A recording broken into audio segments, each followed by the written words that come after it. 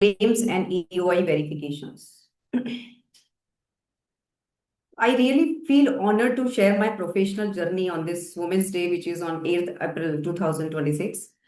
So first of all, starting with my academic, I completed my company secretary course with along with BCom and MCom. And then after completing this at the age of the 21 years,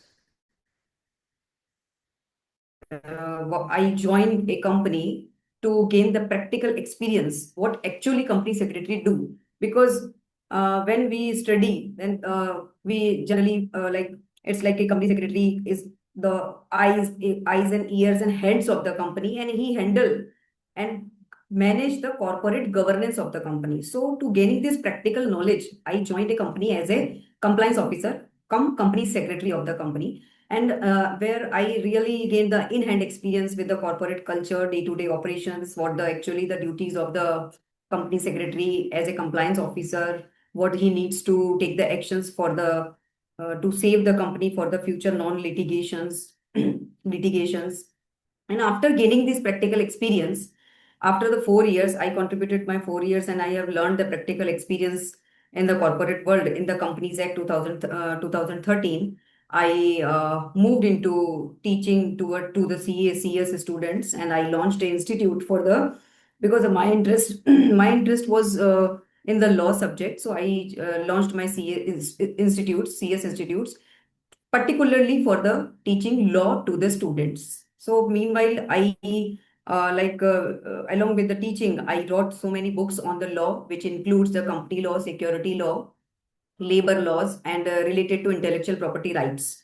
I authored and published these books in my publication company, and then I spent almost 7 to 8 years in this teaching field. Along the teaching, I started my practice as well in 2012. So after, and then I spent almost 5 to 6 years in the teaching with practice. Then I got married and shifted in another location. And then my my interest was only towards the law, legal, and like corporate advisory and corporate compliances and all. So I decided to give the exam of insolvency professional because I have completed the LLB and LLM. I get gold medal in the LLM because it was my law subject was my like I was passionate about this subject. So I decided to prepare and crack the insolvency professional examination, and then I attempted, and then I became the insolvency professional. And then from 2020, October 2020, I started like a full-fledged like practice in the insolvency professional domain, come company secretary practice, and I handled 6 to 7 assignments allotted by the Honorable NCLT, acted as a IRP, RP for the corporate debtor, personal guarantors, and handled end-to-end matter. And I've also handled the matter and provided the support services to this like 3 4 insolvency professionals in the 20 to 25 matters. I have been the process in charge, process advisor, end to end, which includes like claim verification, EOI verification, drafting of resolution plan, advisory to PRS related to resolution plan, conducting COC meeting, preparation of minutes, and all the procedures which is we have to manage as an insolvency professional. I supported and I provided my IBC support services. And along this, I'm also advising some specific matters to the corporates, to the directors of the corporate, like how, like in the matters of issuance of the equity, issuance of the CCD, issuance. Like there are so many matters in the company secretary code which is correlated to the IBC. Like I'm also advising on the merger amalgamation. I'm advising on the shifting of registered office from the one state to another state. I'm appearing in NCLT in the small matters and the small IAS. So this is my the corporate journey. I started becoming CS. I started from becoming CS, and then from the LLB, LLM to teaching, and then practice, and then now practicing as a IP company secretary. So furthermore, gradually we'll do something new to because looking back, I feel that my journey has been a process of continuous learning and in-hand experience because when we complete or we obtain any degree, our learning do not complete. Our learning start when we start the practical experience, when we start to take the practical experience, when we really take the challenges in our corporate career. So, I believe that with focus, patience, and willingness to to take on the challenges, women can make meaningful contribution in any domain. So, success is not about the titles we hold; it is about but the difference we make through our work, efforts, and perseverance. Thank you. So, Anjali ma'am, it is I briefed about my corporate journey on this occasion of Women's Day. So, shall we move towards session? So we are going to capture the topics related to claim verification. So I will not emphasize the provisions which is already mentioned in the IBC, which we know already, which we read already. So I will not like emphasize the reading of provisions and all. We will discuss about the claim verification and what are the important points we should keep in mind. We should like what is the primary foremost duties towards the claim verification, what are the cautions we should apply at the time of the claim verification, how the process is effected through the claims and EOIs related to EOIs.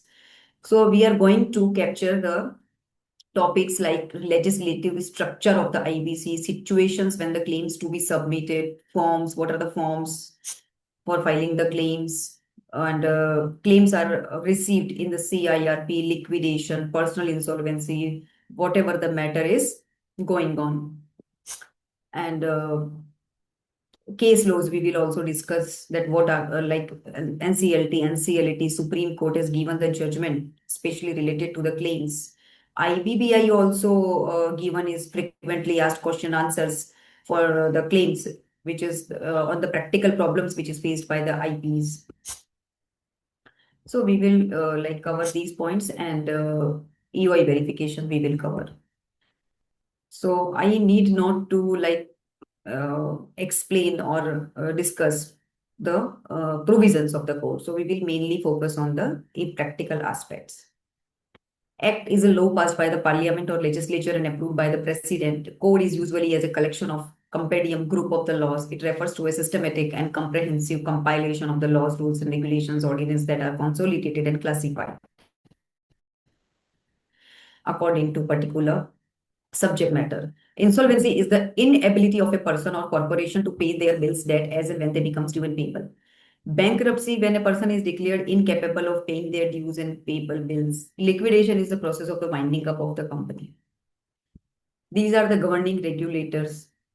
For IBBI, governing regulators, IPAs, insolvency professionals, and information utilities. These three pillars of the IBBI. Adjudicators, NCLT. For the corporate entities, it is NCLT, and for non-corporate entities, it is DRT. We all know the very object of the IBC. It is to maximize the value of the assets, to provide the painless revival mechanism for the entities, to promote the entrepreneurship, and to balance all the stakeholders' interest. So there are some citation related to the object of the code. Swiss Ribbons Private Limited versus Union of India. The primary object of the IBC is the resolution of the corporate debtor and the revival of the company, not the recovery. It is not a recovery tool. It is a mode of revival of the company. Innovative Industries Limited versus ICICI Bank. It was held that the code aims to resolve the insolvency in a time-bound manner to maximize the value of the assets of the corporate debtor. ArcelorMittal India Private Limited versus Satish Kumar Gupta. The purpose of the code is the revival of the corporate debtor through resolution plans. COC of the SR Steel India Limited versus Satish Kumar Gupta. The code seeks value maximization and revival of those. So all the objects are the same in the different citation. All the object is same to revival the corporate debtor through the resolution plan.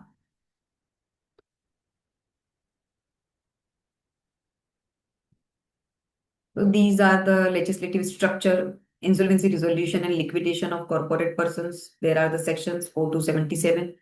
There are the sections related to the bankruptcy of the individuals. There are the sections relating to insolvency professionals. And this is the structure which is given in the code. All kinds of applicability, all kinds of corporate enterprises, limited liability, partnership firms, individuals. These are the pillars.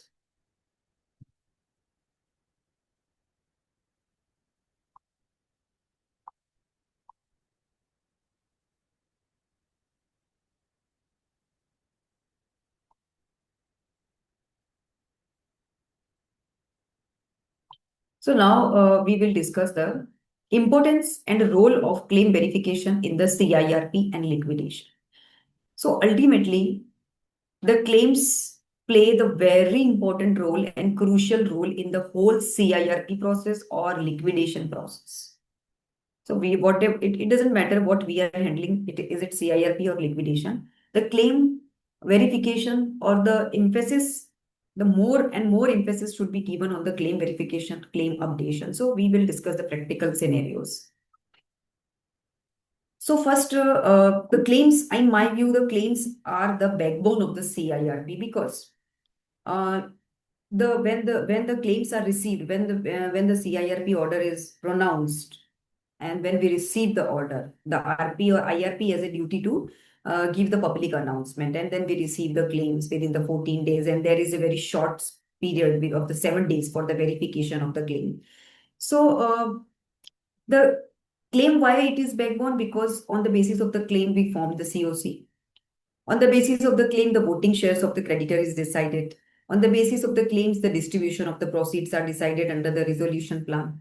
So it is very like crucial task for the IRP or RP to verify the claim, to collate the claim, verify the claim, because without accurate and comprehensive verification of the claims, the CIRP structure will collapse and it can face the legal challenges at the later stage. So claims are not just numbers. They define the controls, voting powers, and the future of the corporate debtor. So the claims are the backbone for the CIR of the CIRP of corporate debtor.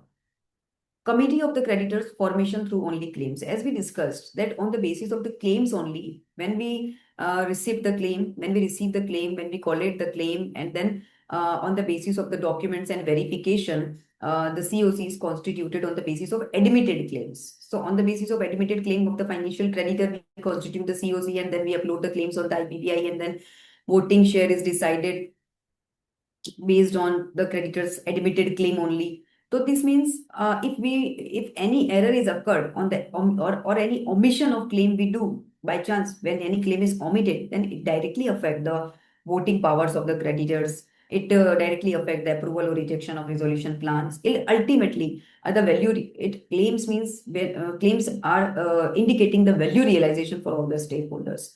So claims should be verified very, like it's a very crucial part. It's a crucial stage to verify the claims because it is whole CIRPs depend upon the numbers of the claims admitted. The importance of the books of accounts. The IRP or IRP has a duty to verify the claims on the basis of books of accounts of the corporate debtor. So when the RP take the custody and control of the corporate debtors' assets, including like physical assets, financial assets, crucially the books of accounts and the financial records. So without examining the books of accounts, it is impossible to accurately verify the claim because the books of accounts we can take the base as we have to take the base what creditors they are showing, what debtors they are showing. Because if we do not have the books of accounts, then how can we verify the claims? Because he will give the claim form along with the this is my debt is due, this is amount so and so amount is due. But how we can verify? Because we cannot solely rely on the document which is provided by the claimant.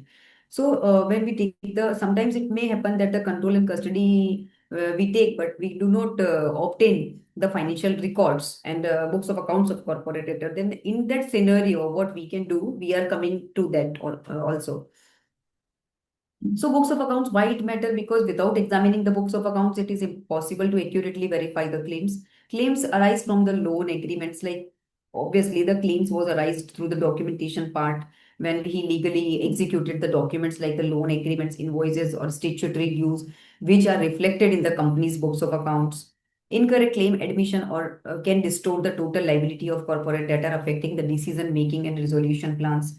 Books of accounts are the map. Claims are the destinations. Without the map, you cannot reach right destination. So we require, obviously, the books of accounts of the corporate debtor. Claims determine the overall liability of the corporate debtor. The total liability of corporate debtor is not a guess. It is decided through verified claims because the total liability, because value in valuation reports, we valuers give the value.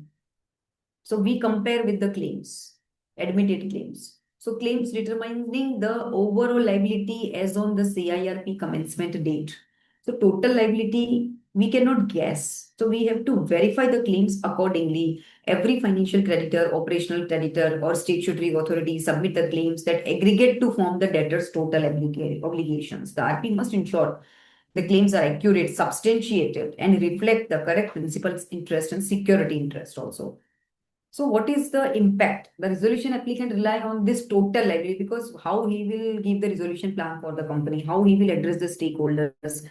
We should make sure that no liability is remaining, no claim is omitted. So it overall impact the total liability, and it is resolution applicant rely on this total liability to figure to prepare the realistic and sustainable resolution plan. Any underestimation or overestimation due to faulty claim verification may lead to the disputes and litigations or CIRP delays. Security interest and distribution of the resolution plan proceeds. So, creditors, financial creditors, state tax officers, the creditors file the claim along with the security interest or not. When any creditor file the claim with the security interest, then it is the crucial, very crucial to verify the status of the security interest, what exactly he held. So each creditor's claims may be secured or unsecured, but RP must determine the exact security interest for each creditor because sometimes there are the consortium charges. Sometimes there is a consortium security interest, means first pari passu, second pari passu, like that. The charge is created on the common security. So we have to find out the who is having the first charge, who is having the second charge, what the exact security interest they are having on what are the types of the properties on which they are created, the security interest like the movable property, immovable property, tangible, intangible assets. So we have to deeply go into that. We have to jump into that, the type of assets, what type of assets they hold upon the security interest, because the distribution of resolution plan proceeds is depend upon the security hierarchy level. The resolution applicant allocate the payment proportionately based on the verified claims only and admitted claims only. A secured creditor with the first charge must be paid before the unsecured creditors. Incorrect security verification can jeopardize the plan's approval. Claims and security go hand in hand. Without clarity, distribution is chaotic and risky. So we have to verify the property-wise claims. We have to verify the type of and nature of the security. What are the terms and conditions mentioned in the sanction letter, and what are not fulfilled. And we can verify the ROC records as well, because when the charge is created, the form CHG1 is filed in the ROC, and it mentioned the and CHG1 clearly mentioned and deliberate that on which property the charge is created and secured. Because Section 77 of Companies Act says that when the charge is secured, then it is registered in the government records. So it must have the priority. It will be called the secured creditor. Then that creditor will be called secured creditor as per Section 77 of Companies Act. So registration of charge under Section 77 gives the priority. Then, if we see uh, through the perspective of resolution applicant or prospective resolution applicant, when they submit the expression of interest and eventually submit the resolution plan, so they submit the resolution plan on the basis of an actual size of claims. So when we receive the claim, collate the claim, verify the amount of the claim, verify the security interest of the claim, then we prepare a list and collate a list. Some are included in the secured category, some are included in the unsecured category, financial creditors, operational creditors, in class creditors, other creditors, workmen and employees. So they overview the claim size, and they overview who are included in the secure, who are included in the unsecured, who are the priority dues. So all is depend upon their perspective is depend upon the claims only. So to avoid the future disputes, to avoid the future litigations, IAs, to avoid the delays in the CIRP or liquidation, we should very comprehensively verify the claim with the aid of the documents which is needed and which is the requisite for the verification of the claims. If the claims are incorrectly admitted or omitted, the PRA may submit a suboptimal plan. It may face the unforeseen liabilities, which may be after approval of resolution plan. Whether we know that it will not be like it will not have any survival after the approval of the resolution plan, but still he may see the liabilities, unforeseen liabilities, even withdraw from the process due to uncertainty. Ultimately, success of CIRPs depend upon the successfully transparent, accurately verified claims only.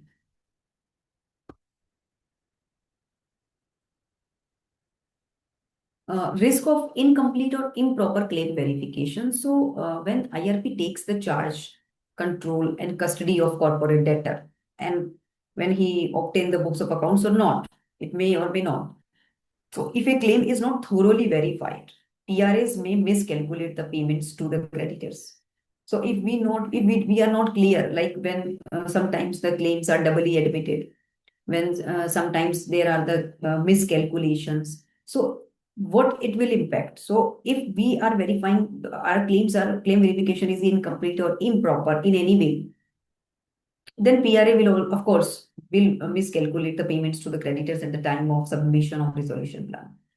COC may approve a resolution plan. COC से भी mistake हो सकती है. COC may approve a resolution plan based on the inaccurate claim data because this is only the data which we have prepared and maintained and uploaded on IBPI.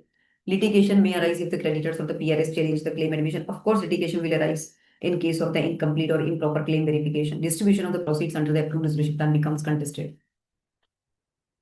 So obviously, when at the time of the distribution, the approved resolution plan becomes contested. So a single unverified claim can create a domino effect that jeopardizes the entire CIRP process. So each and every claim should be given emphasis because a single unverified claim can create the hurdle to CIRP process. How to ensure a comprehensive verification? So being a IRP, RP of corporate debtor, what are the documents we need to have for the verification of the claims?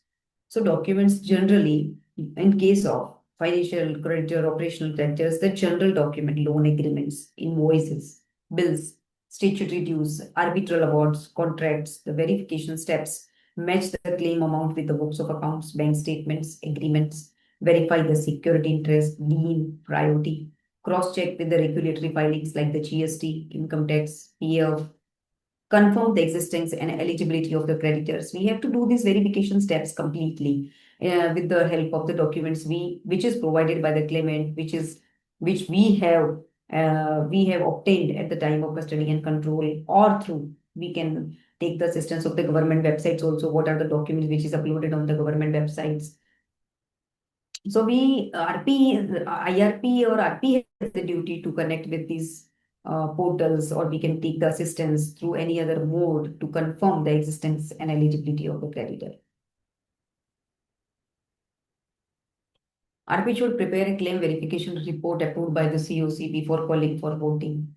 So we should, it is a normal practice, a prudent practice, so that we should maintain the database of the claim verification report of the each claimant, so that if we have accepted the claim partially, admitted the claim partially, or or rejected partially, or fully rejected, fully admitted, then what are the base on which we have verified the claim and on what grounds we have rejected? Because in case in future during the CIRP, when any claimant filed the IA that my claim is rejected, my claim has not been considered, my claim is wrongly classified, or I have not I received the notice of the meeting, still I am eligible to receive the notice of the meeting, or whatever, then we should have the base report, verification report, that on what basis we have decided upon the claims. So it is a prudent practice that we should maintain the database, yeah, or base of the claim verification, and ensure that all discrepancies are clarified with the creditor before the plan approval. So RP should take necessary steps so that he has a duty to address each and every claim, because if a single claim can raise the issues at any stage.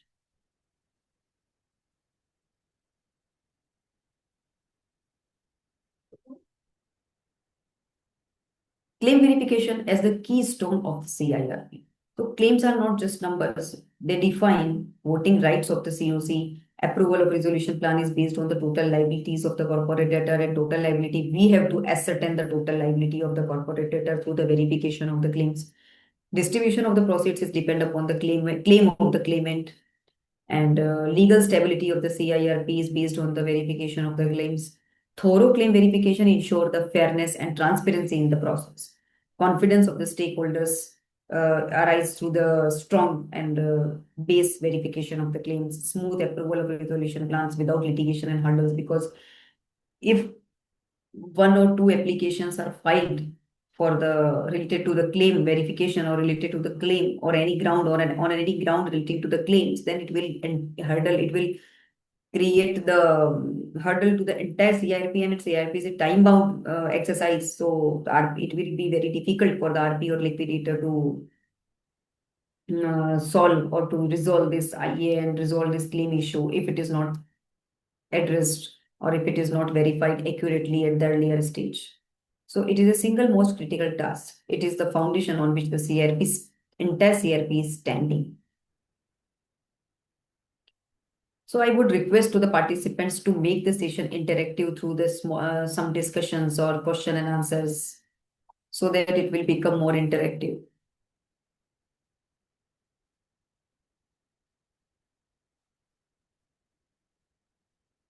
So moving forward, verification of claim documents. So as IBC code prescribes certain documents which the IRP or RP need to verify. In case of operational creditors, we can verify the records with the information utility, contract for the goods and services, tax invoices, order of the court, financial accounts, GSTR1, GSTR3, purchase orders, anything related to the invoices and transaction made by the operational creditor with the corporate debtor. In case of the financial creditors, we can verify the records available with information utility, financial contracts, sanction letters, agreements, loan, mortgage deeds, records of amounts drawn by the borrower, financial statements, order of court. In case of creditors in class, we can verify home buyers. In case of home buyers, we can verify the records available with information utility, agreement for sale, letter of allotment, receipt of payment made, such other documents, evidence of debt. In case of workmen and employees, we can verify the records with information utility, if any, proof of employment, evidence of the demands made, order of court. In case of workmen, we can also verify their register, wage registers, and the records which is maintained in the normally in the corporate debtor. In case of other creditors, records with information utility, evidences of the demands made, bank statements, order of courts or tribunal. So there are the certain list of the document which is already prescribed in the code. We may verify. And apart from this, to make this exercise very much strong and for the creation of the strong database so that the no future dispute can be arised, we can seek the additional documents and information from the claimant for the satisfaction and for the substantiation of the claims if we are not satisfied or cannot be cross verified from the books of accounts of the corporate debtor.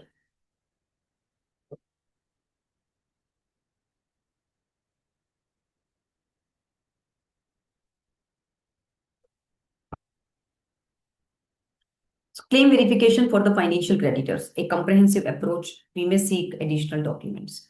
So when a financial creditor submit a claim during the CIRP, RP must undertake a thorough verification process to ensure the accuracy and fairness.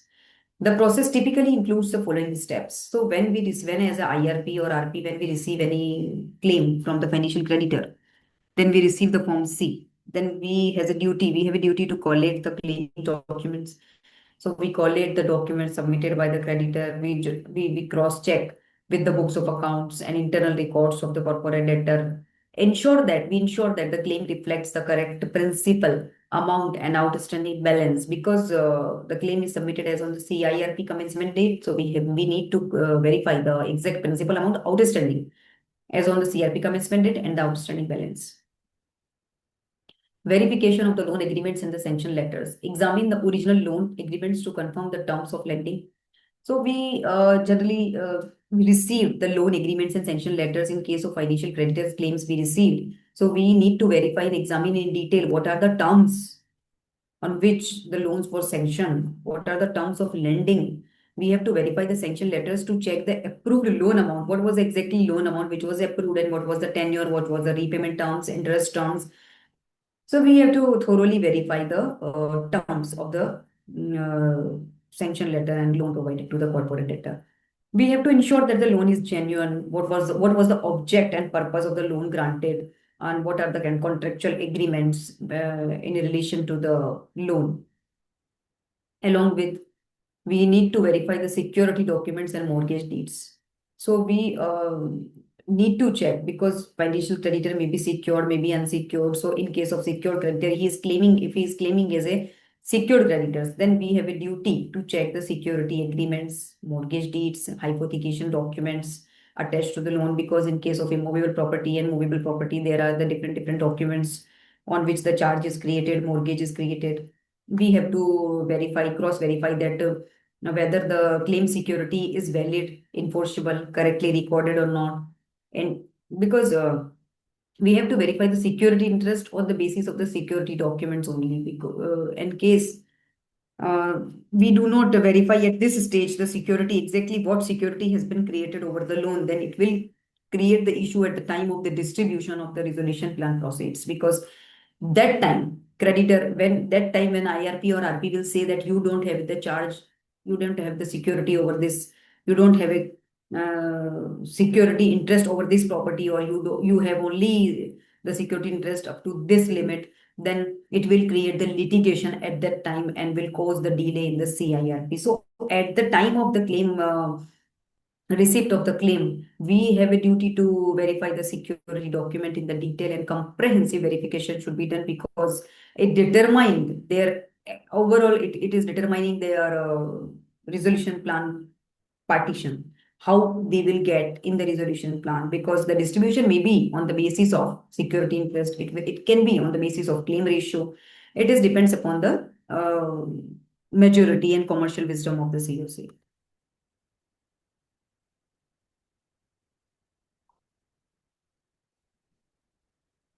Interest calculation. So this is also the important part of the claim verification, because sometimes financial creditor charge the interest. Sometimes they charge penal interest. Sometimes they charge other charges also. So whether we should admit with the claim. So we have to make the detailed review of calculation of the interest, including principal interest, whether it can be like penal interest or other charges, whatever levied by the financial creditor.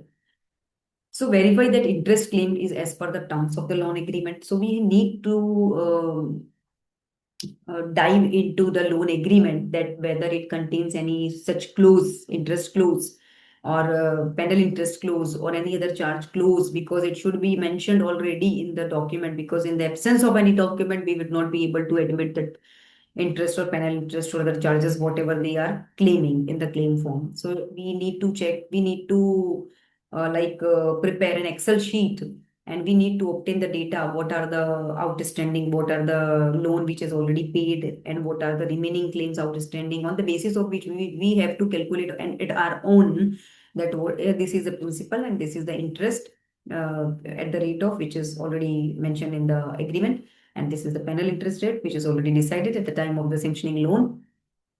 So accordingly, we should also call for seeking additional information from the financial creditor also. Give me the Excel sheet which is demonstrating the correct calculation of the principal, interest, penal interest, other charges. RP, as per Regulation 10, IRP or RP may seek the additional documents and information from the claimants for the substantiation of the claim, because the burden of proof is on claimant. The cost of proof and the cost of proving the claim is only upon the claimant. So RP or IRP or RP may seek the additional documents for the sake of correctness, for the sake of to avoiding legal future disputes. So if we are admitting the interest portion or something like that, then we have to detailed review. We have to make the detailed review, and we can seek the additional information related to this. Bank statements and the repayment details. IRP and RP may ask for the bank statements from, because we can easily verify the entries, bank entries through which were reflecting at the time of which were reflecting when the bank when the disbursement was made, because these transaction reports are the very much admissible evidence, and we can doubly sure that this loan is not fake. This is given with the proper bank entries, and we can also verify through bank entry what is the current outstanding, because sometimes we do not have the proper data of current outstanding balance as on CRP commencement date. Through it is very easy to cross verify the claim amount through the bank statements, through the repayment details we can verify through the bank statement. We can confirm the amount already paid to the corporate by the corporate debtor.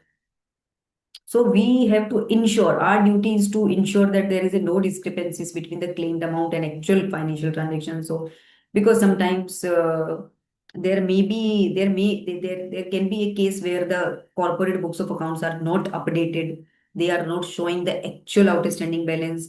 They are not showing the actual repayment done to the banks, to the financial creditors. So this is, we should call the up-to-date statement, bank statement, so that we can cross verify, we can ensure that our claim verification is going in the right way, and it will not be challenged, and we can maintain the proper database and report, verification report, that we have verified the claim on the basis of this document. So it will be the base report, so that it will work at the time of any litigation arise, at the time of any question arise.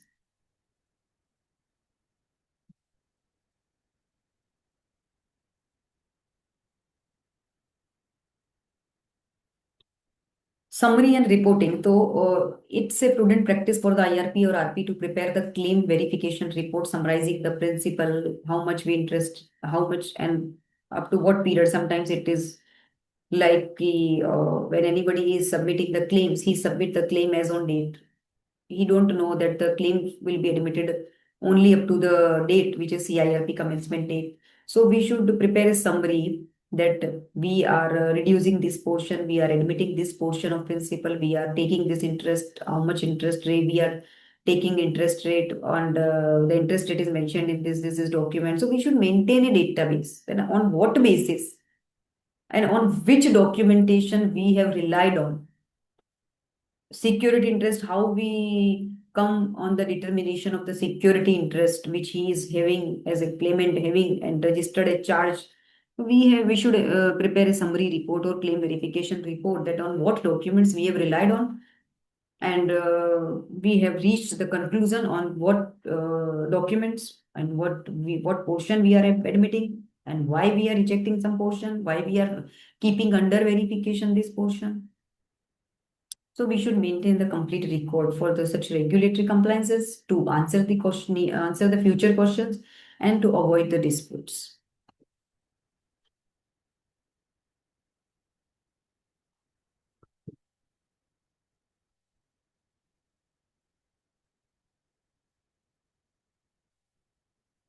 So we have discussed for the financial creditors. Now we come to the claim verification for operational creditors.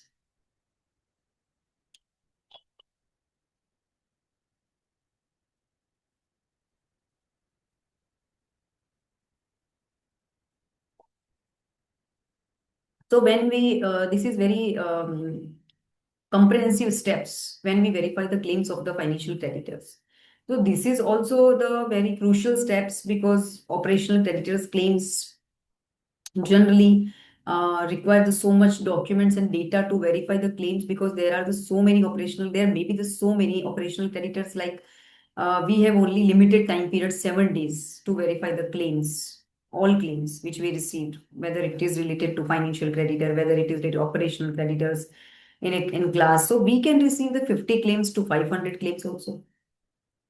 So how we can verify the all these claims in the very short period? So we should set a standard documentation protocol, so that when we invite the creditors for the submission of the claims, then we should give a document list that please submit the claim along with these documents, which is a mandatory to for the substantiation of the claim. So it will be easy, so that it is received or not.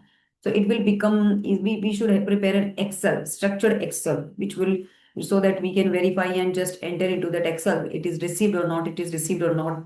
So it will work in very short period because there are too many. There's sometimes if the corporate debtor is having the big turnover or it is a big company, then we may receive the bundle of claims. We may receive the thousands claims also. So what we need to do in case we receive the claims from the operational creditors, collation of the claim documents. It is the same exercise which we do for every creditor.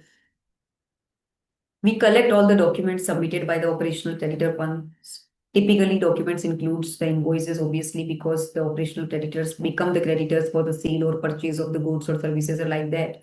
So we always request them to send the invoices, because without invoices, the claim cannot be substantiated. Purchase orders, delivery challans, e-way bills, service agreements, contracts, etc. Whatever the document executed with the corporate debtor. We have to ensure that all the claim amount related to the actual goods or services supplied, because we have to verify on the basis of the books of accounts of corporate debtor also that how much we have received, how much he have delivered, how much he have mentioned. So we can ask for the ledger records, invoices, and there are so many documents which can be sought from the operational creditor. Cross verification with the books of accounts. Check the claimed amounts against the corporate debtors, ledgers, generals, and accounts. Verify that all the invoices are recorded accurately in the company's financial records. So, when IRP or RP take the custody and control of the assets of the corporate debtor, we may or may not obtain the books of accounts of the corporate debtor, or it may be possible that the books of accounts are not updated. Then if it is updated, then we can cross verify the claim of the operational creditor through our financial statement, which is audited and signed. It may be verified through the tally data. It may be through because sometimes tally data obtained, sometimes tally data not obtained. So if any entry is made in the tally data, we can cross verify. Because if corporate debtor is having the data, then it will be easy to verify the claims. So we need to verify the invoices that are recorded accurately in the company's financial records. So because we are receiving the invoices from the operational creditor, we need to cross verify whether it is matching with the corporate debtors, ledgers, or journals. We need to identify the discrepancies or duplicacies or unrecorded entries. Sometimes operational creditor may claim the double claim, we may file the double claim or may file the any discrepancies in the claim. So we have to identify this, all this through, and we can identify through the series ledgers, series journals, series books of accounts.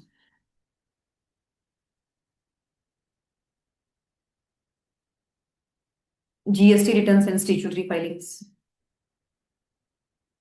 So we can review the GST returns and other tax statutory filings. Ensure that we have to ensure that the claim, because GST returns having the whole summary of the invoices that is captured in the GST return. So we can download the GST returns and we can verify that which are the invoices. There is one written also, GSTR 2A, which prescribe the list of the invoices which is captured in the GST return filing. So we need to verify the GST returns also, statutory filings made in the government Hello, portals. Ensure that the claims are. hello, Yes, please. hello. Yes, I'm listening, sir.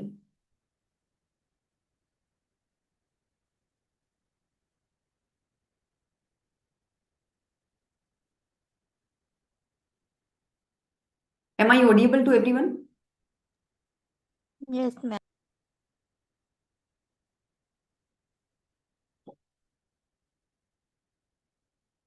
So in case of operational creditors, we may need to verify the CDs, ledger, CDs, general CDs, books of accounts, GST returns, and statutory filings made on the government portal. Delivery and purchase verification. So when we receive the claim from the operational creditor, it may be related to the delivery of goods, completion of the services. So we may verify the delivery challans, acknowledgement receipts, or completion certificates, etc. We may seek these documents from the operational creditor if we have not received at the time of the receipt of the claim. And then we may match the claim amount with the purchase orders, contracts to verify the legitimacy of the claim. So it is the duty of the IRP or RP to match the claims with Because if we are having if we are having the database or data records custody of the corporate debtors, then we will find the purchase orders, we will find something else, we will file the contracts details, we will file the some other details which is maintained by the corporate debtor, so we can cross verify. So it will be the efficient cross verification and claim verification. Reconciliation and final statements assessments. So as being IRPRP, we should reconcile the claimed amount with any partial payment already made. So we can verify the reconciliation. We can ask for the reconciliation final assessment. We can prepare a summary of the verified claim for the submissions to the COC. Reporting and documentation. Maintain a clear record of all. So being the IRPRP, we should maintain the clear record of all verifications of the admission or rejection of the claims. Prepare a claim verification report for the COC review, because it may happen that in the COC meeting, COC may ask for the claim verification report. It is not for sharing. It is the RP's domain, but we can explain through this report that how we have verified the claim, what are the documents which is considered in at the time of the verification of the claim, because it is a very short period. We have to call for seeking additional information also, because when we receive the claim, then we will verify, and then we will verify, then we will get to know that what are the missing documents, and then we will call, then we have to give the timeline to them to provide the document, then we have to verify, then we have to prepare the list, and then we have to upload to IBBI. When we have to constitute the COC. So it is very short span of the time in which all the, so what we should do, we should verify, and then after 7 days or after 10 days, we should maintain a report and documentation which showing the clear record of the verification, on which grounds we have admitted the claims, on which ground we have rejected the claims. So it will be a detailed summary for each and every claimant, so that it will be very much helpful in case when any dispute arise, or in case any doubt is arise to the claimant, we can answer to the claimant on that basis the claim is admitted or partially admitted or rejected or partially admitted.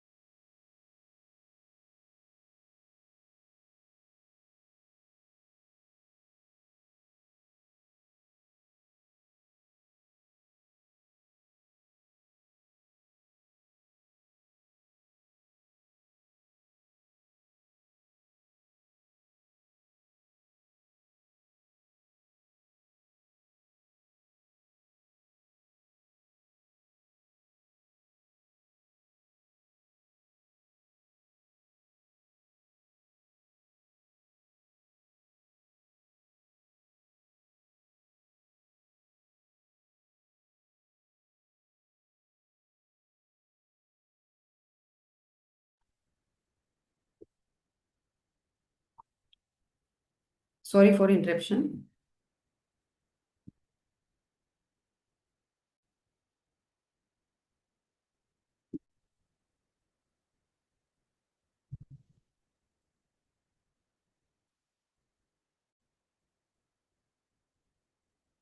So in case of operational creditors, we have to, as a IRP or RP, we completely verify all the documents. Like we need to make the proper reporting in material party. So sometimes we receive claims of creditors or initial creditor. We are not having access of the books of accounts of the corporate debt. So, and but we are having it, which so that we can whether he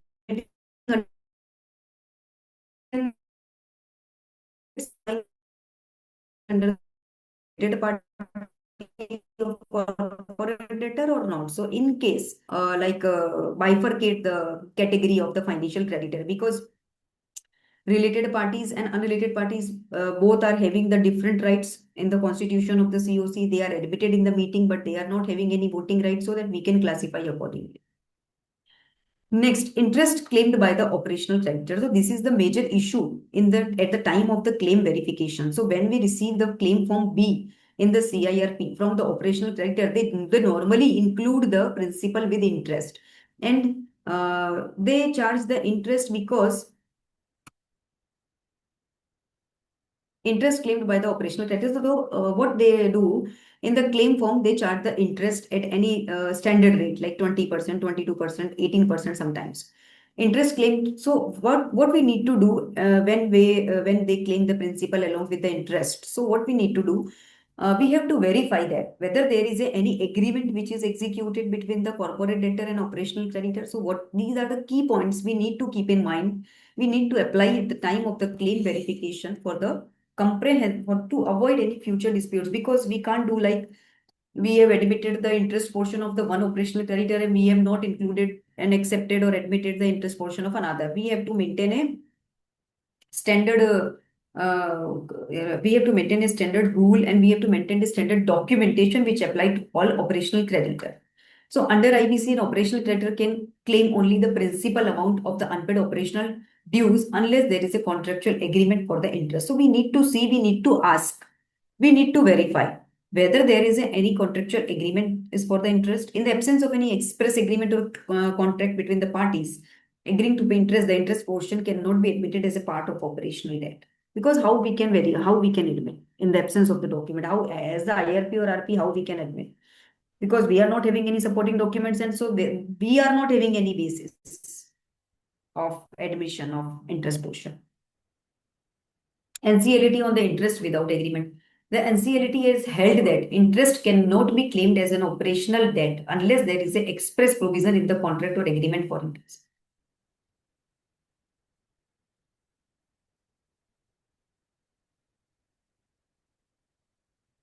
So NCLT on the interest without agreements, इसमें NCLT का ऐसा decision आया था कि interest cannot be claimed as an operational debt unless there is an express provision in the contract or agreement for the interest. Simply inserting interest clause in the invoice. So generally what the operational creditor do, they mention there is a no agreement separately executed by them. They generally mention in the invoice that at this rate we have charged the interest, and without any contract accepted by both the parties, which do not create any binding liability to pay the interest. So being a IRP, we cannot accept the interest unless we found any agreement or document or what consensus between the parties. The operational debt defines, excludes interest without agreement. Section 5, subsection 21 of the code defines operational debt as dues arising from the supply of the goods or services. Interest is not included in this definition unless it is payable under an agreement. This interpretation reinforced that interest claimed without an agreement cannot be treated as an operational debt under IBC. Invoice alone do not create the interest liability. Obviously, when he submit the invoices in the with the claim form, then it do not create any interest liability, because on solely on the basis of invoice we the solely on the basis of the invoices, and he had mentioned that This is the interest we have charged because of the delayed payment. So it cannot be admissible. So court have ruled that an invoice with a boilerplate or unilateral interest clause does not agreed and signed by both the parties, which is not enforceable as interest in IBC proceeding. Interest claimed solely based on such unilateral clause cannot support Section 9 application because obviously they generally charged at any rate, which is not decided, which is not having any documentation. So in the absence of any documentation or clear communication between the corporate debtor and between the operational creditor, it is not admissible.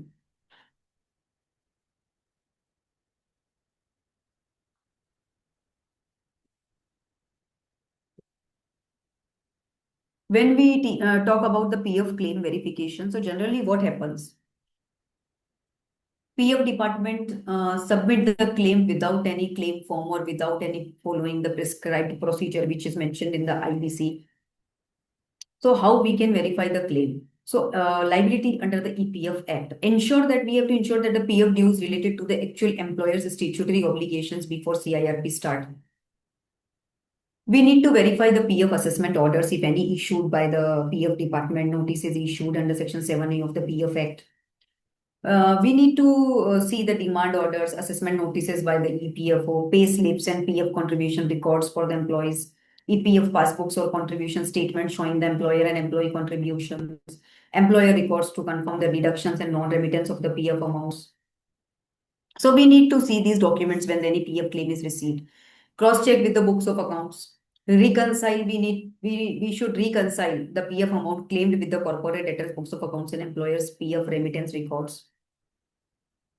So when we are having the complete records of the books of accounts, then we can easily verify the PF amount. We can reconcile the PF amount. We can reconcile the employer's remittance towards the PF department. We can when the when the PF Act is applicable, corporate debtor means company maintain the records of the how much contribution has been made on the behalf of the employers, how much contribution has been made on behalf of the employees. The corporate debtor maintain the PF slaves. Corporate debtor maintains the proper Excel sheet of what are the salaries, what are the amount of the salary taken, how much contribution is contributed, whether the PF return has been filed or not. So if we are having this, we are having the proper database related to PF records, then we can easily verify and reconcile the PF department claims. So NCLT in a case held that any PF claim arising from the inspection and assessment orders issued after the commencement of the CIRP cannot be admitted because such liabilities created during the moratorium period is barred under Section 14 of IBC. NCLT held that like इस case में मतलब ऐसा कि if any liabilities arising from the inspection has been done or any assessment order after CIRP, if it is issued, then it cannot be admitted. If it is before CIRP, it is issued, then it can be admitted.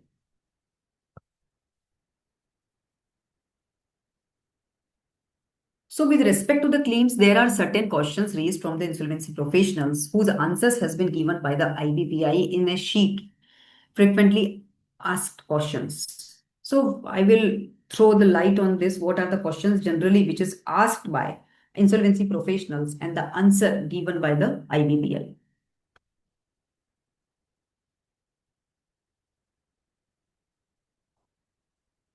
So any discussion point of any participants, then we may discuss.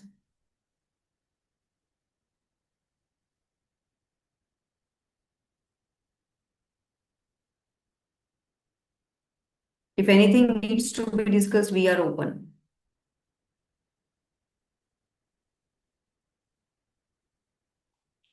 Moving forward. So one question is asked related to books of accounts. In the absence of the books of accounts, it is difficult for the RP to admit the claim and constitute the COC. How should the RP proceed in such case? So if, like we have discussed, if we do not having any books of accounts of the corporate debtor, it is really become the difficult to admit the claim, and it is really become difficult to cross verify the claim and constitute the COC. Then IBBI answered that the RP should consider the documents annexures submitted by the claimant. He may also obtain the list of the creditors and related information from NESL and the applicant creditor is if available. He must also use the available information such as a bank account details, records, like bank statements. such as MCA records, charge registers, income tax records, GST records, EPFO statement to admit the claims. Because it is like it is speaking about other connected documents of the corporate debtor. If BOA is not available, the RP must update the information because at present, at present, I have received the claim, and at present, I am having this limited information. Later on, after 1 month or after 2 months, if I receive some additional document, I can revise the claim. I can add or less the amount which is already admitted or rejected. So on the present documents, what we are having, we have to take the decision. What documents we are considering at the time of verification, and what documents we are adopting for our methodology for deciding whether we are admitting or rejecting. If claim under question, next question, which is asked by insolvency professional, if claim under question is a subject matter of the litigation of the corporate debtor, how is the RP or IRP required to deal with? If any claim is in a litigation, then what should we do? All the claims which are subject matter of the litigations of the CD should be disclosed in the information memorandum, obviously. The RP should act as per the regulation 14(1), which says that where the amount claimed by the creditor is not precise due to any contingency or other reasons, the IRP or the RP, as the case may be, shall make the best estimate of the amount of the claim based on the information available with it. So IBBI answer is very clear. See, whether any amount is not precise, so whatever we are having the database, best database or information, we should decide upon that only. We have to take the decision on the available information. So next question. If there is a litigation before the NCLT Supreme Court on the claim admitted or rejected or partially admitted or rejected, then how the IRP or RP required to deal with?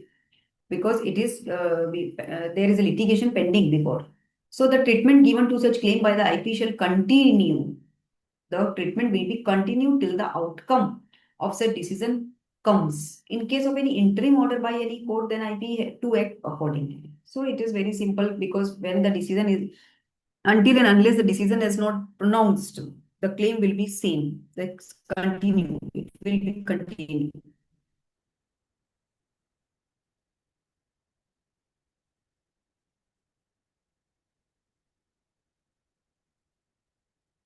Banks are charging penal interest, default interest as per their credit card rate, which is sometimes very unreasonable and high, say more than 20%.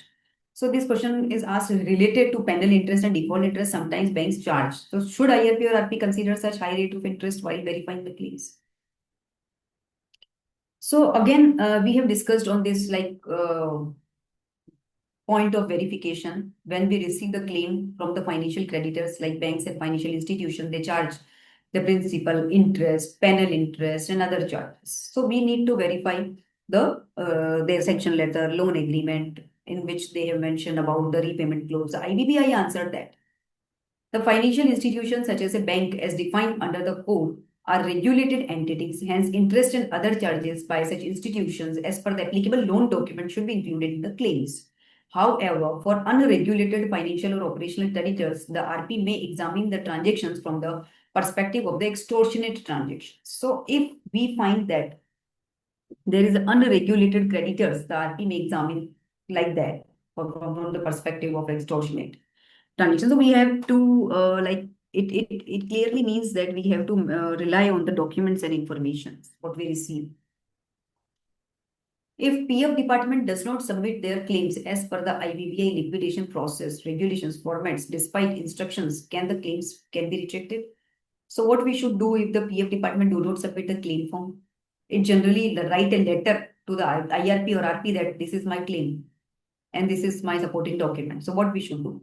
So as per the judicial pronouncement, IBBI given the view that creditors, including EPFO, can file their claims other than in the prescribed format with the supporting verifiable document, and IP should consider the same, and IP should not reject the claims merely on technical grounds. We should decide on merits. It should not be rejected on technical grounds.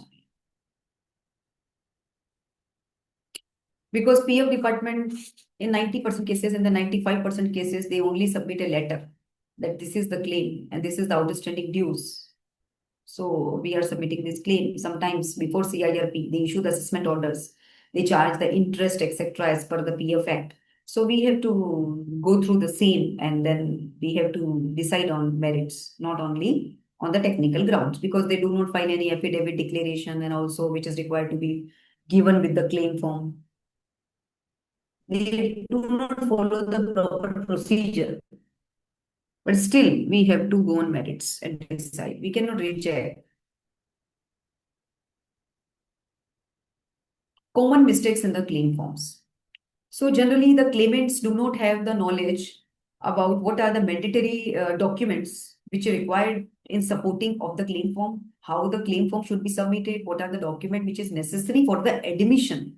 Because if I am acting as an operational creditor, I don't know the legal intricacies or what the legal issue may arise or what are the consequences if I do not file these required documents. I don't know what are the mandatory documents. I don't know how to submit the claim in a like in a proper way in the spirit of IBC. I don't know what are the document which is mentioned compulsorily in the act.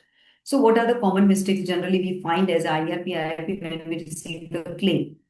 It is not in the prescribed form because in the CIRP, there are the different claim forms. In the liquidation, there are the different claim forms. In the personal insolvency, there are the different claim forms. So generally, it happens that claimants submit the form B instead of form C. They submit a form F in place of form B. So they are not aware about the particular form which is applicable on which creditor. They generally submit the incomplete form. They do not fill all the information which is mentioned in the claim form and which is necessary, like bank account details. They generally don't mention. They don't mention how the debt was created, how the debt was incurred, because we are appointed uh, only on a particular point of time. We are having very short period. We are not having the full understanding about the corporate debtor. So when they will not mention how the debt was incurred, so we will not be able to know the how it is created. So this is generally the practical difficulty we face. Incorrect and errors होती है forms में, कभी calculation errors होती है, कभी any figure mistakes in the words and figures. There are the claim amount mistakes, insufficient supporting documents in the claim. So generally they operational creditors mainly operational creditors submit the invoices only. So these are the invoices and this is only the claim. They do not submit a claim form even. Even the claim form is not signed sometimes, not stamped sometimes. It is the declaration should be supported by affidavit and notarized and KYC document should be filed which is not notarized, which is not stamped. The KYC documents are not in order, not submitted. They give the full amount. They do not give the breakup of the principal, interest, damages, penalties, whatever they charge. So how we will come to know? So we have to verify and we have to find out and we have to seek additional documents and informations. Errors in calculations. They generally make the error in calculation. Not sending claims to correct address and liquidator. They generally, in the CIRP, they sometimes mention to the liquidator to like they need to mention the correct address of IRP or RP, not the corporate debtor, because now the company is in custody and control of the IRP or RP or the liquidator. They mention the address of corporate debtor. So they are not aware about the procedure and manner of filing claims. So these are the general errors. Non-disclosure of the complete relevant details along with the claim form. There are so many, like 10 to 12 points, so many points, which if it is submitted properly, if it is mentioned properly, then it is very becomes easy to verify the claim, to understand the claim, to understand the nature of the claim, how it is arised, how we should proceed. So these are the generally not mentioned, clearly not mentioned or comprehensively not mentioned. So it create practical difficulty for us to understand the nature of the claim because we have to classify the claim properly. Because if the all the documents are submitted, all the documents are mentioned, then we will be able to classify the claim properly. Because sometimes, due to the lack of information, we classify the claim in the different category. It will create the further issues. So, like if it is eligible for FC and we admit is an OC, then he will not be the part of COC. Then it will create the further issues and disputes in the CIRP. Claim amount till the date of the initiation of the CRP and not the date of the filing of the claim. This is the major mistake which is done. They submit the claim. as on the date of filing claim. They are not aware that the claim is submitted only up to the date of insolvency commencement date. So we need to have to verify that the cut-off date, which is the CIRP or liquidation commencement date. So whether sometimes they charge the interest as on the date of filing of claim. So we have to verify the calculation of interest up to which date they have charged the principal, interest, outstanding dues, and etc. So these are the common mistakes which we especially need to take care at the time of verification of claims.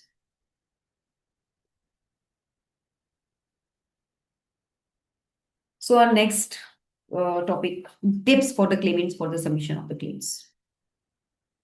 Choose correct claim form and fill it completely and correctly. So सबसे first and foremost requirement for the claimant to submit the claim correctly, that you should choose the correct claim form, and the correct claim form mentions what type of claimant he need to submit the claim, like operational creditor, financial creditor, creditors in class, workmen and employees, and others.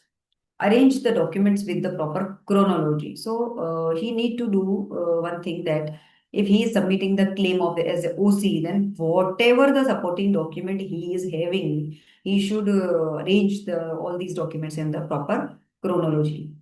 Affidavits and declarations in the forms to be submitted, duly signed and notarized along with KYC documents. So it is advisable, and it should be like we should educate the claimant in when we communicate to claimant for the submission of the claim. We should in advance inform that the affidavit and declaration जो है वो should be notarized होना चाहिए, signed होना चाहिए, and proper KYC document should be attached.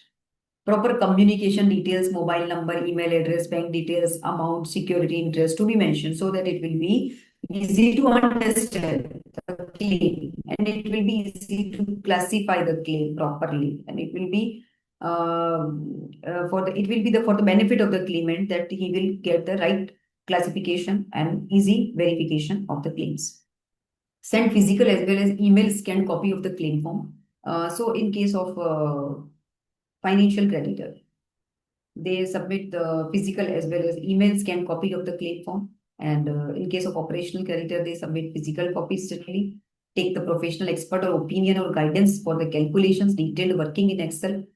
Because like operational creditors or generally financial creditors have the idea about submission, manner of submission of claim, but the operational creditors, yeah, other creditors do not have any idea, then we always advise that to take the professional or expert guidance for the submission of the claims, because it includes the we do require the proper documentation, proper calculations, detailed working in Excel, because ultimately it will determine your liability towards the company.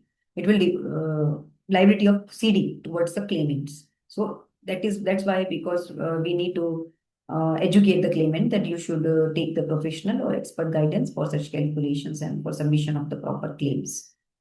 Because if there is any mistake, like if you have submitted the reduced claims, so it will be a loss for the operational creditor. It is not supported by documentation, then he will lose the admission of claim. So that's why we advise file within the prescribed time. This is very, very important advice we give, to file the claim timely, because generally the first time period is given 14 days for the submission of the claim mentioned in the public announcement. If they do not submit the claim within the 14 days of the public announcement, then they have the 90 days. But after 90 days, they have to give the reasons for submission of the delayed claim. And after considering the reason, only we will admit or reject the claim. So we advise that at the time of public announcement, submit your claim within the prescribed period, within the 14 days, so that it will be verified on time. It will be included in the COC. If you are financial creditor, you will be included in the other OCs or government OCs if you are eligible for that. So we always advise the claimant or creditors of the corporate debtor to file the claim within the time-bound manner.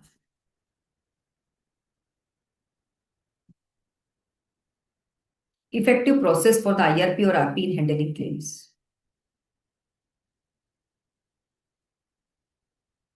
So as a IRP or RP, we should have the effective process in handling claim because there can be the so many number of the claims. It can be 5, 15, 50, 500.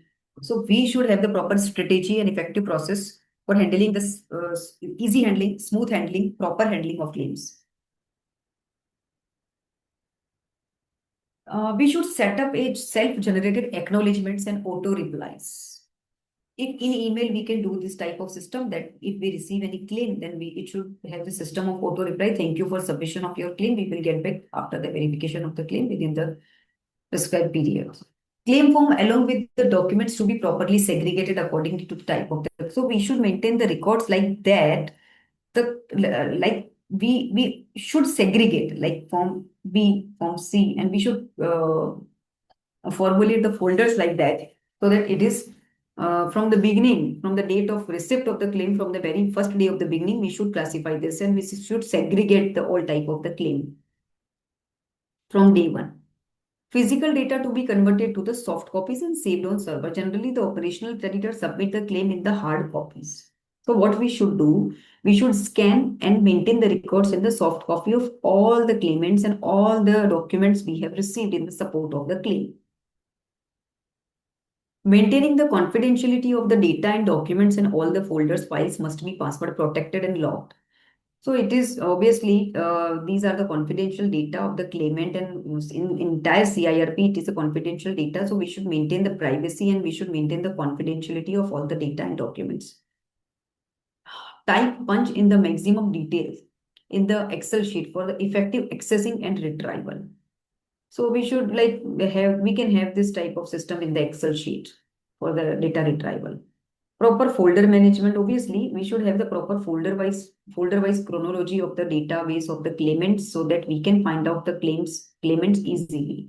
So that we should give the proper file names. File names like we should give like if it is a claim form, then we can rename it. We can arrange it. It is a proper chronology. It should be in the proper sequence. So proper file name we can give. Quick action on the all claims, saving the data, verification and communication, proper method of storing and saving the data with the effective backup system. So it will help to the IRP or RP in the efficient handling of the claims.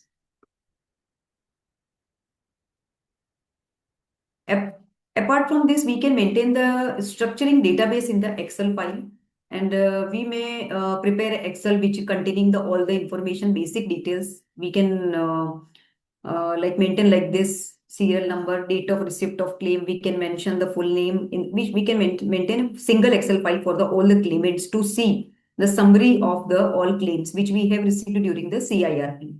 So we should maintain a structured database in the Excel file. We should come having all the details of the claimants like full name, complete address, email address, mobile number, type of claimant, mode of submission, in which mode they have submitted their claims. And when we need to see the any detail of the claimant, then it should be handy for the IRP or RP. In if we have systematically maintained the structured X database in the Excel.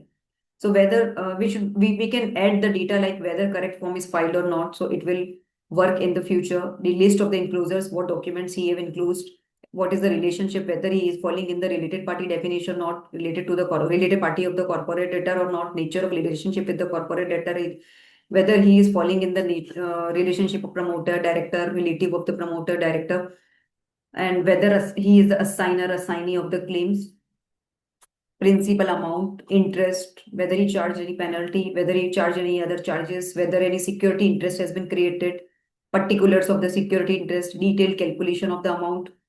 So these are the points which may include in an Excel to maintain a proper and crux of the database. Whenever we need any data relating to any claimant, we will have the file ready. If we have systematically having all these information in the single data, single file.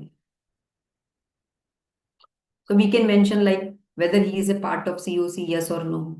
What is the percentage of the COC he is having? Whether his claim is rejected, accepted, verified, under verification, whether the amount is as per the CD's records. So these are the points, very, very important points on which the claim is depends, on which the claim verification was done. It includes the brief summary of the verification, how we have conducted the process verification for verification of claims, So if we are maintaining this structuring database of the all claimants, it will be the very strong proof for us to ascertain and to substantiate in future if any dispute is arise or if any application or IA is filed by another creditor against the some other creditor. So we should have the proper information about the claimant and claims filed by him.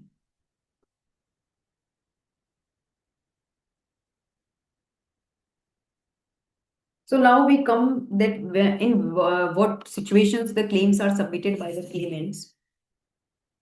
So during the CIRP, and in accordance with the IBBI insolvency resolution process for corporate persons regulations, the claim can be submitted by the claimants, and Regulation 7 by the operational creditor, Regulation 8 by the financial creditor, by the creditors in class, Regulation 9 by the workmen and employees, and by other creditors. Regulation 10 is a substantiation of the claim, which has a duty of the claimant. Cost of proving the debt is a duty of claimant. Submission of proof of claim is a duty of the claimant. Updation of claim is a duty of IRP or RP. Verification of claim, it is a duty of the IRP or RP. Determination of amount of claim, it is a duty of IRP or RP. And debt in foreign currency determination, it is a duty of IRP or RP. Claim can be submitted during the liquidation process. There are the changes in the forms only. The manner of claim, submission of claim is same. The claim can be submitted in the voluntary liquidation process. The claim can be submitted during the fast track insolvency resolution process, pre-packaged insolvency resolution process, personal guarantors to the corporate debtors regulations, and application to adjudicating authorities. In the process of bankruptcy for the personal guarantors, the claims can be submitted. There are the different forms for filing the claims in the category of the different creditors. So when any claimant is filing in the CIRP, then claim form B for operational creditors.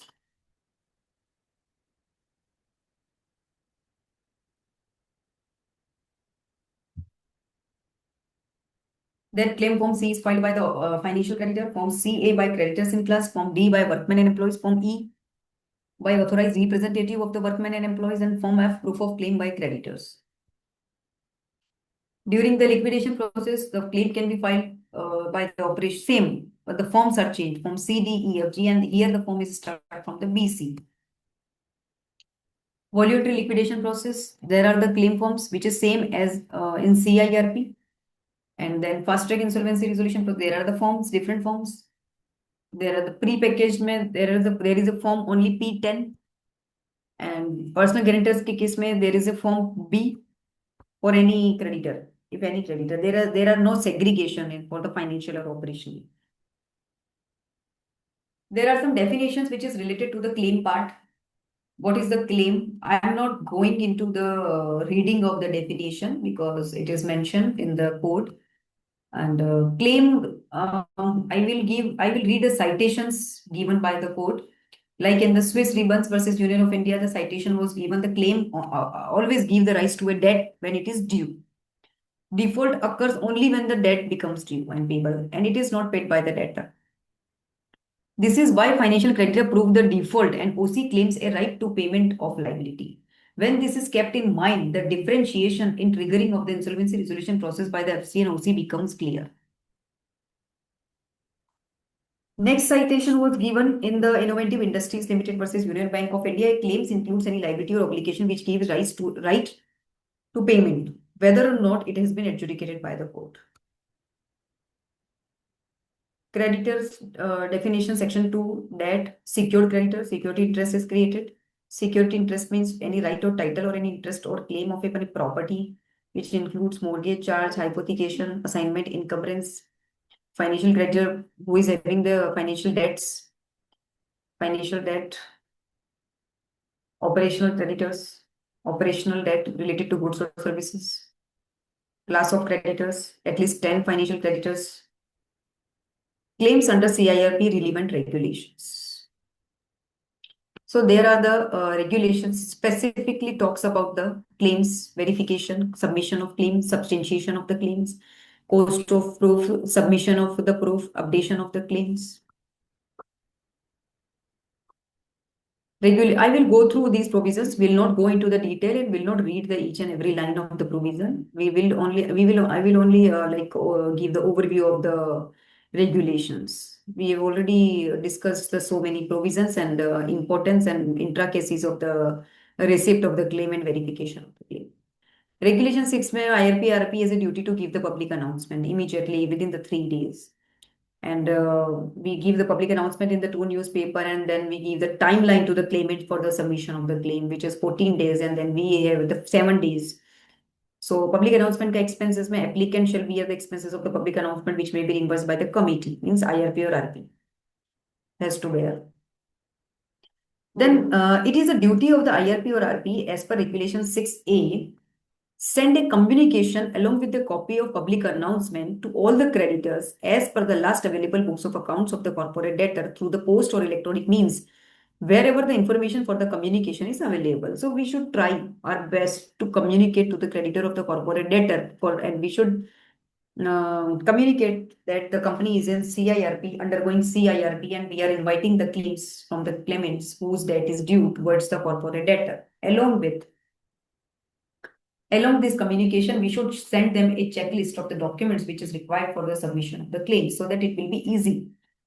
And it will be easy and it will be received timely so that we will not get any chance to seek any additional documents. It will not delay the verification of the claims. And when we are not having any email address or address where we can send the communication, then we can give the public announcement as well for the invitation of the claim separately. We have already discussed the claims which is filed by the operational creditors. These are the documents we have already discussed what they need to submit with the claim forms. We have already discussed the claims filed by the financial creditors, what are the forms, and they submit in the electronic form only. We have already discussed the documents we need to verify and they need to submit. We need to call claims by creditors in class. We may call the documents for the verification of the claim. Workmen and employees. We can verify the employment records of the corporate debtor if we are having the access of all the records. We can verify the wages and salary registers of the employees, workmen's. We may verify the attendance sheets, their statements, PF, ESI statements, HR approval records, we can verify. Their engagement letters, we can verify. Any standing orders or code of conduct of the corporate debtor, we can verify so that it will be easy for the verification of claims. Substantiation of the claims. The IRP or the RP, as the case may call for such other evidence or clarification from a creditor for substantiation of the claim. And the proof, the cost of proving the debt due to such creditor will be borne by the creditor only. Submission of proof of claim. Creditor shall submit the claim with the proof on or before the last date mentioned in the public announcement. And we know that if provided that a creditor who fails to submit the claim within the prescribed time limit may submit the claim with the proof to the IRP or the RP, as the case may be, up to the date of the issue of the RFRP under regulation 36B or 90 days from the insolvency commencement date, whichever is later. So the claim can be received and claim can be admitted up to the date of the issue of the RFRP. However, it is provided that the creditor shall provide the reason for the delay in submission of the claims beyond the period of the 90 days from the insolvency commencement date, and the decisions and the whatever the reasons he has to give. What were the reason for the delay submission of the claim, and the reason will be discussed in the COC and then will be decided. Regulation 12(3), where the creditor is a financial creditor, under Regulation 8, it shall be included in the committee from the date of the admission of such claim, whether it is admitted after long time, then also it will be admitted in the COC if he is a financial creditor. Provided that such inclusion shall not affect the validity of any decision taken by the committee prior to such inclusion. After 2 months, अगर कोई person COC में enter होता है, तो then it will not affect the validity of decision taken during last 2 months.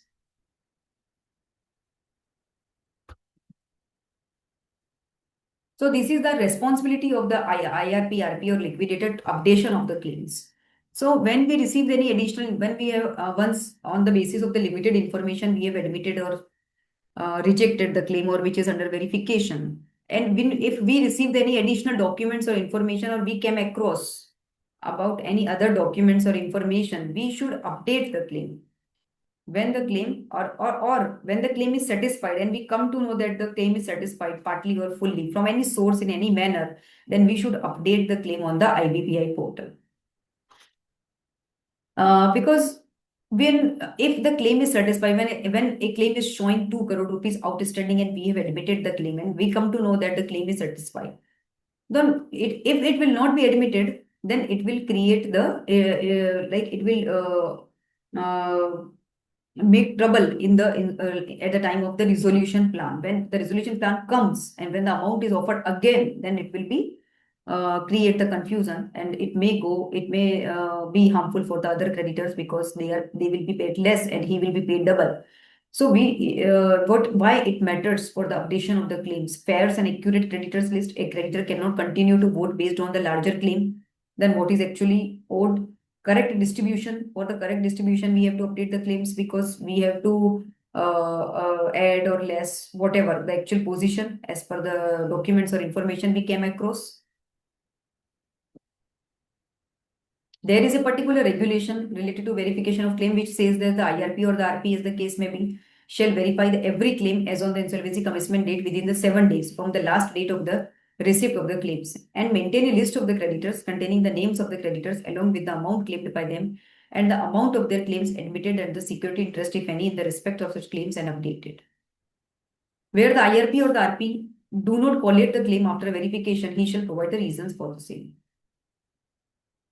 In the event that claims are received after the period specified under the sub-regulation 1 of regulation 12 and up to the 7 days before the meeting of the creditors for the voting on the resolution plan or the initiation of the liquidation, as the case may be, the IRP or the RP, as the case may be, shall verify all such claims and categorize them as acceptable or non-acceptable for the collation. So it is the duty of the IRP or RP to make it categorize whether it is acceptable or non-acceptable for collation. The IRP or the RP, as the case may be, intimate the creditor within the 7 days of the categorization under sub-regulation 1B and provide the reasons where such claim has been categorized as non-acceptable for the collation.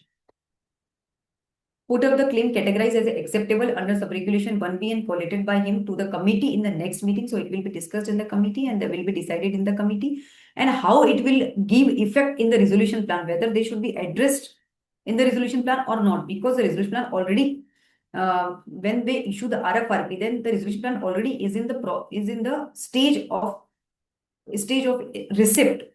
So whether, because PRA are not having any knowledge of new claims, and when we receive the new claim, when we admit the claim, then we have to intimate again to the PRA, because we have not inserted that claims into the information memorandum. We have already served the information memorandum to PRA. So it will be decided in the committee, because existing creditor may object why we should accept the claims on this last stage of the CIRP. We are entertaining this whole CIRP, and we are taking the pain in the during CIRP, and why we should why we should give the entry to the new claimants at this stage, because ultimately the distribution will be happen. If they admit, then distribution will affect their part. So it will be discussed in the meeting, and the recommendations will be taken from the creditors, and then it will be decided whether it should be given the treatment in the resolution plan amount or not. So submit the claims before adjudicating authority for condonation of the delay and adjudication wherever applicable. So list of the creditors shall be available for the inspection, and it will be uploaded on IBPI. It will be available by the members, partners, directors, guarantors of corporate debtor. They can verify the list always.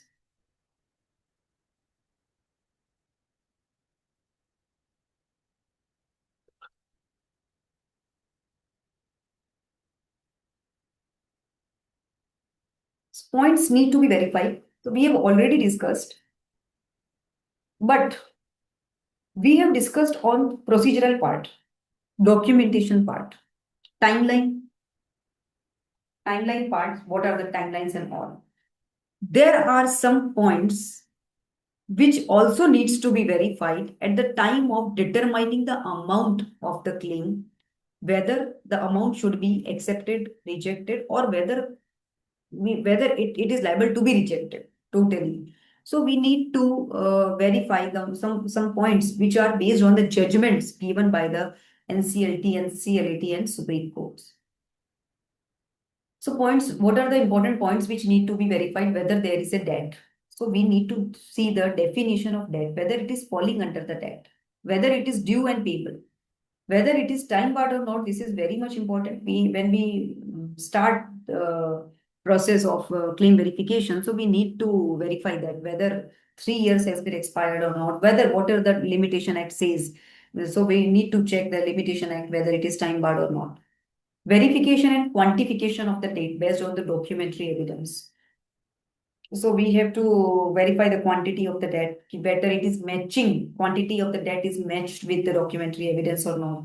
Whether the debt is secured. If it's secured, then we have to go deeply. We have to dive into the security, type of security, nature of security, like it is a consortium charge, same property and consortium charge, whether it is a single holder property, whatever guarantees has been given, what are the who are the guarantors, then we have to see in the detail what are the status of the security interest. Then we have to also very carefully examine that whether any charge is created over the assets of the corporate debtor, whether it is registered with ROC, information utility, or with central registry society. So we need to verify the security in every angle. Have to verify the connected persons of that particular security, which is claimed by the claimant that I am having the security interest. So accordingly, these points are really matters at the time of verification. So accordingly, we will discuss 2, 3 case laws which give the emphasis and which says that which is providing the emphasizing the IRPs and RPs to please take care of these points and please give the importance and emphasize on these points to accurately verification of the claims. This is a case law's judgment is given by the Supreme Court, Greater Noida Industry Development Authority versus Prabhajit Singh Soni. And this judgment was pronounced on 12th February 2024. So we will just discuss the brief background of the case, what was happened. Greater Noida Industrial Development Authority, which was a claimant in this matter, the statutory authority constituted under the UP Industrial Area Development Act 1976. In this case, the Prabhajit Singh representing the successful resolution applicant and stakeholders in the CIRP of the corporate debtor. And corporate debtor was that GNC Construction Private Limited. It is a real estate company. So what was the dispute? Land allotment. In this case, this Greater Noida Industrial Development Authority leased the plot number 1C and 16C Greater Noida to the corporate debtor. Corporate debtor, who is the corporate GNC Construction, is the corporate debtor for 90-year lease. The lease required the corporate debtor to pay the installment premiums at beginning from 2012 and ending on 2020. Okay. After the initial moratorium of 24 months. These dues were subject to the interest and penal interest. So this is already, this clause was already there. GNC Construction, which was the corporate debtor, defaulted on the payment of the installments and issued a demand notice and demanding the overdue payments. What was happened then? CIRP was initiated against the GNC Construction and the CIRP was admitted on 2019. Claims were invited from the creditors. So GNIDA submitted the claim of 43 crores, representing unpaid installments by the corporate debtor with the lease premium and claimed as a financial creditor in the CIRP, seeking the recognition accordingly. So ultimately, corporate debtor has not paid the dues and authority, GNIC authority, filed the claim of 43 crore and claimed as a financial creditor. So what was the treatment given by the RP? So RP treated the GNIDA as an operational creditor instead of financial creditor and by email dated 4th February 2020 directed the GNIDA to resubmit the claim in the form B in category of OC instead of FC. But GNIDA did not submit the claim form B after this direction. He did not submit it. What was the impact happened? What happened? Because GNIDA did not comply by resubmission of the claim form B, it was treated like as not properly filed in the form specified by the RP and the time. So it has been treated like that GNIDA has not filed the proper claim. Resolution plan approved, COC approved, and tribunal also approved. NCLT approved the plan on the 4th August 2020. Then thereafter, GNIDA incorrect acknowledgement of the claim. So what was happened then? GNIDA challenge in the NCLT and NCLT. GNIDA filed the two applications under section 60 subsection 5 of the IBC. First application was related to that RP's decision treating it as an operational creditor instead of the financial creditor. It is wrong. He argued that it is wrong. It was argued and it was not informed about COC meetings because I was treated as the operational creditor instead of financial creditor, and I could not be the part of the COC and not informed about COC meetings. And it contended that the plant did not treat its claim correctly and violated its rights. Second, IA filed that recall of the NCLT order approval of resolution plan on the ground that GNIDA's right as a creditor was ignored. So he claimed he argued in the two IAs. One is related to the wrong classification and could not be the part of the COC meeting, and second IA was related to the recall of NCLT order, and he was not properly treated in the treatment was not given in the resolution plan. NCLT decision was that NCLT held that GNIDA had delayed raising objection and CIRP already completed and plan is already approved. NCLT noted that commercial wisdom is not justiciable and so that the it is rejected. IA was rejected. Then they went into NCLT. GNIDA then appealed to NCLT in the 24th November, which dismissed the appeal. Then they went to the Supreme. Then GNIDA went to the Supreme Court on these grounds. Resolution plan set aside. They claim that the resolution plan should be set aside because they have not treated my dues. They have not given any treatment to my dues. NCLT's approval was invalidated because it did not satisfy the statutory norms under the IBC and CIRP regulation. Plant returned to the COC ensured that the creditor's claims are correctly verified and recorded. Supreme Court held that claim submitted is based on the own understanding of the claimant form in which a claim to be submitted directly, which is not mandatory. The Supreme Court clearly stated that the form doesn't matter. Form doesn't matter because he is not having any understanding of the forms. What is the important? Supreme Court held that it should be supported by the proof. Even if the claim submitted by the creditor is in the form which is not as specified, the same has to be given due consideration by the IRP or the RP as the case may be, if it is otherwise verifiable, either from the proof submitted by the creditor or from the records maintained by the CD. So what are the important takeaways for the resolution professional? So in this case laws, ultimately the emphasis was given on the submission of proof of claim, whether it is supported by proof or not. So what are the important takeaways for the RPs in relation to this case law? So we should go on materiality because Supreme Court held that the claim form filed by his own understanding, it is directory, not mandatory. So we should focus on proof of claim is essential, like copy of agreements, invoices, ledgers, courts orders, bank statements. So we must verify the claims on the basis of the available records and supporting documents.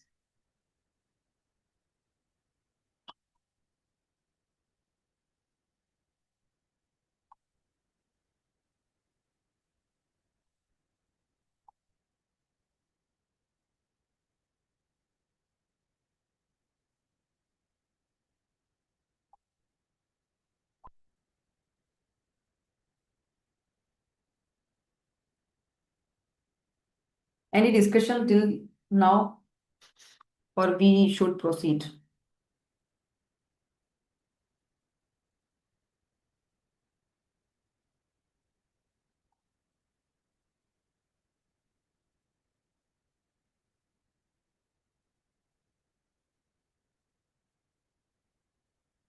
Moving forward, we will discuss some other case laws. So, last case laws was given emphasized on the proof of claims which is submitted by the claimants. Now, This is related to Ashoka High-Tech Builders Private Limited versus Sanjay Kundra and ANR and CLAT decide NCLT and CLAT has given the decision with regard to the wrong classification of the creditors. So NCLAT directed to rectify the class of creditor.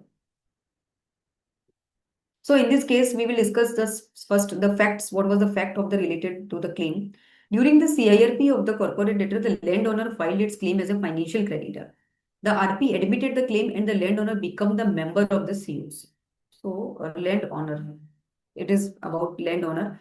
Subsequently, home buyers filed an application in NCLT and argued that landowner cannot be treated as a FC financial creditor and should be removed from the COC Committee of Creditors. Order of Adjudicating Authority. NCLT allowed the application of the home buyers and directed that the removal of the landowner from the COC and holding that claim did not qualify as a financial debt. NCLT observations related to this claim. NCLT clarified the following principles. The nature of transaction determines the claim. Whether a creditor is a financial creditor depends upon the nature of the transaction and whether it satisfies the definition of the financial debt which is mentioned in section 5 subsection 8 of the IBC. Merely filing of the claim, NCLT held that merely filing of the claim as a FC does not automatically make the creditor an FC. Landowner in the NCLT held that the landowner has entered into the development agreement with the developer where the consideration was sharing of the revenue, constructed area as a revenue, not the repayment of the money.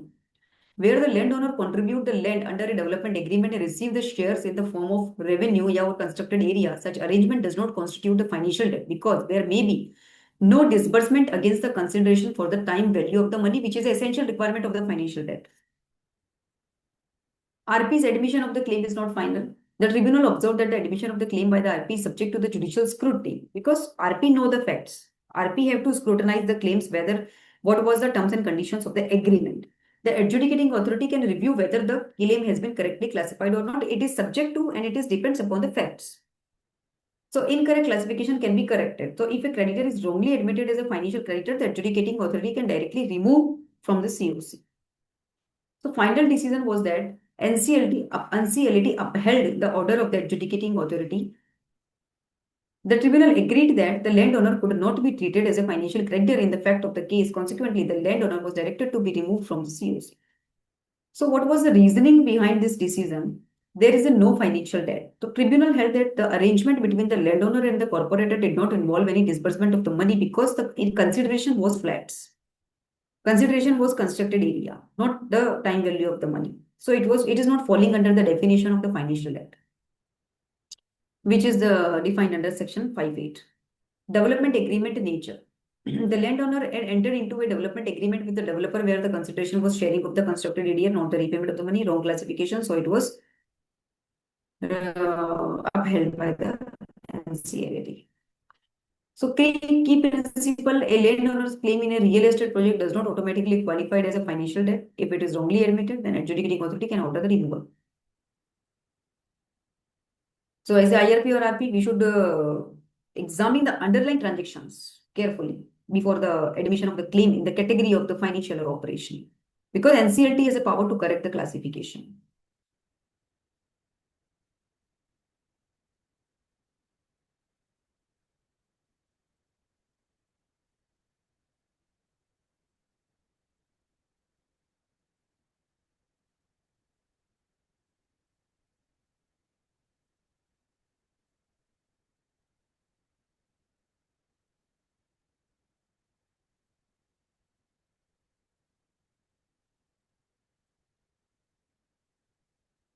Any discussion participants would like to have?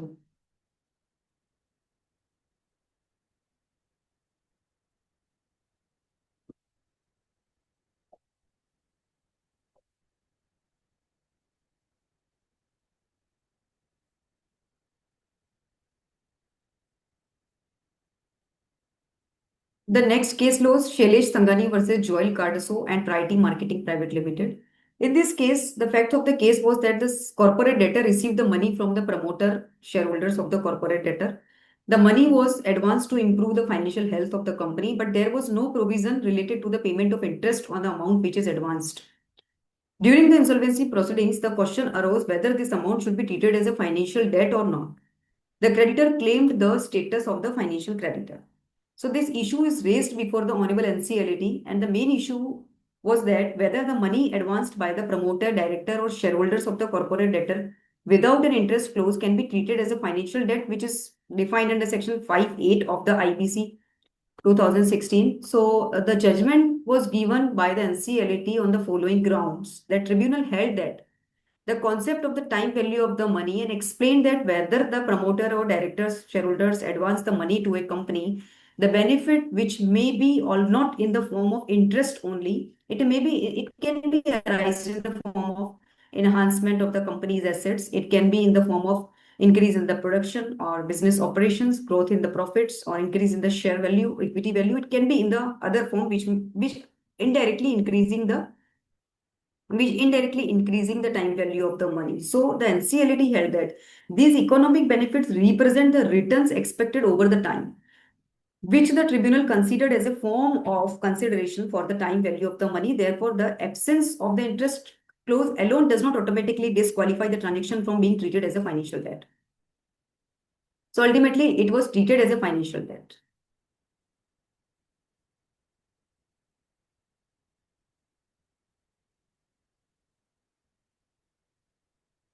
In the another matter, Supreme Court held that in the Swiss Ribbons Private Limited versus Union of India, it is very clear that RP is not having any adjudicatory power. Section 18 of the code lays down the duties of the IRP.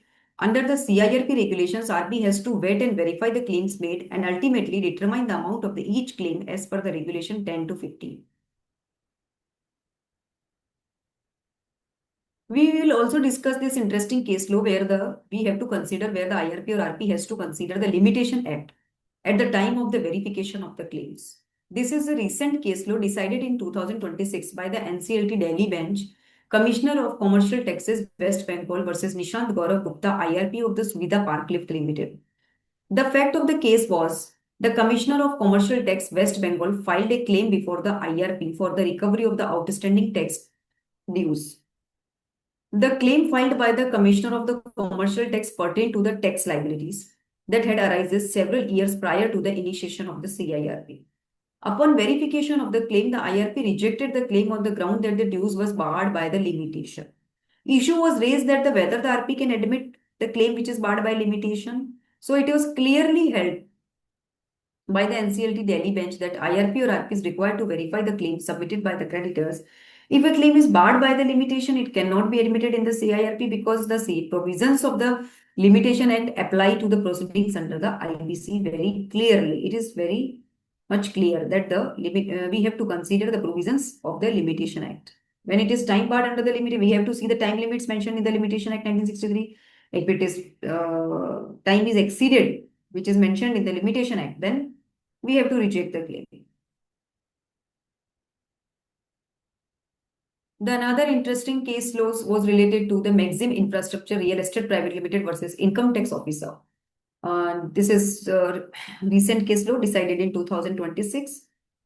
This is related to facts. CIRP of corporate debtor was completed and resolution plan was also approved. Thereafter, Income Tax Department initiated the reassessment proceedings for a period of prior to the CIR. After plan approval, it is started. The department had not filed the claims during the CIRP period. The NCLT clearly held that if a creditor do not submit the claim during the CIRP, the claim stands extinguished after the approval of the resolution. In another case law, also in this case, also NCLT held that the Limitation Act would apply. And if it is submitted after the timeline, then Limitation Act will apply and it will not be accepted. In Ghanshyam Mishra and Sons Private Limited, Edelweiss ARC Company Limited clearly held that, Supreme Court clearly held that on the date of the approval of the resolution plan, all such claims which are not the part of the resolution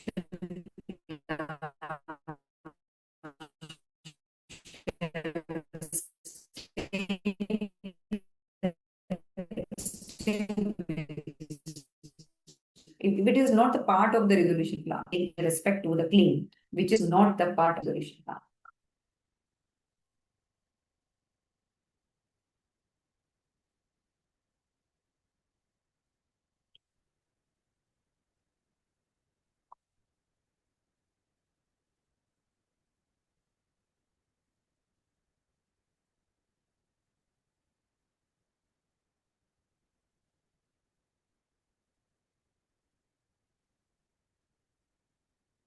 Can we have the break of 2 minutes, 2 to 5 minutes, ma'am? Ma'am, yes, sure, you can take break. Yes, so I will back on 4:33. So I will be back on 4:35, 4:36. Okay, okay, ma'am. No Yes. problem. Yeah. Okay. Thank you.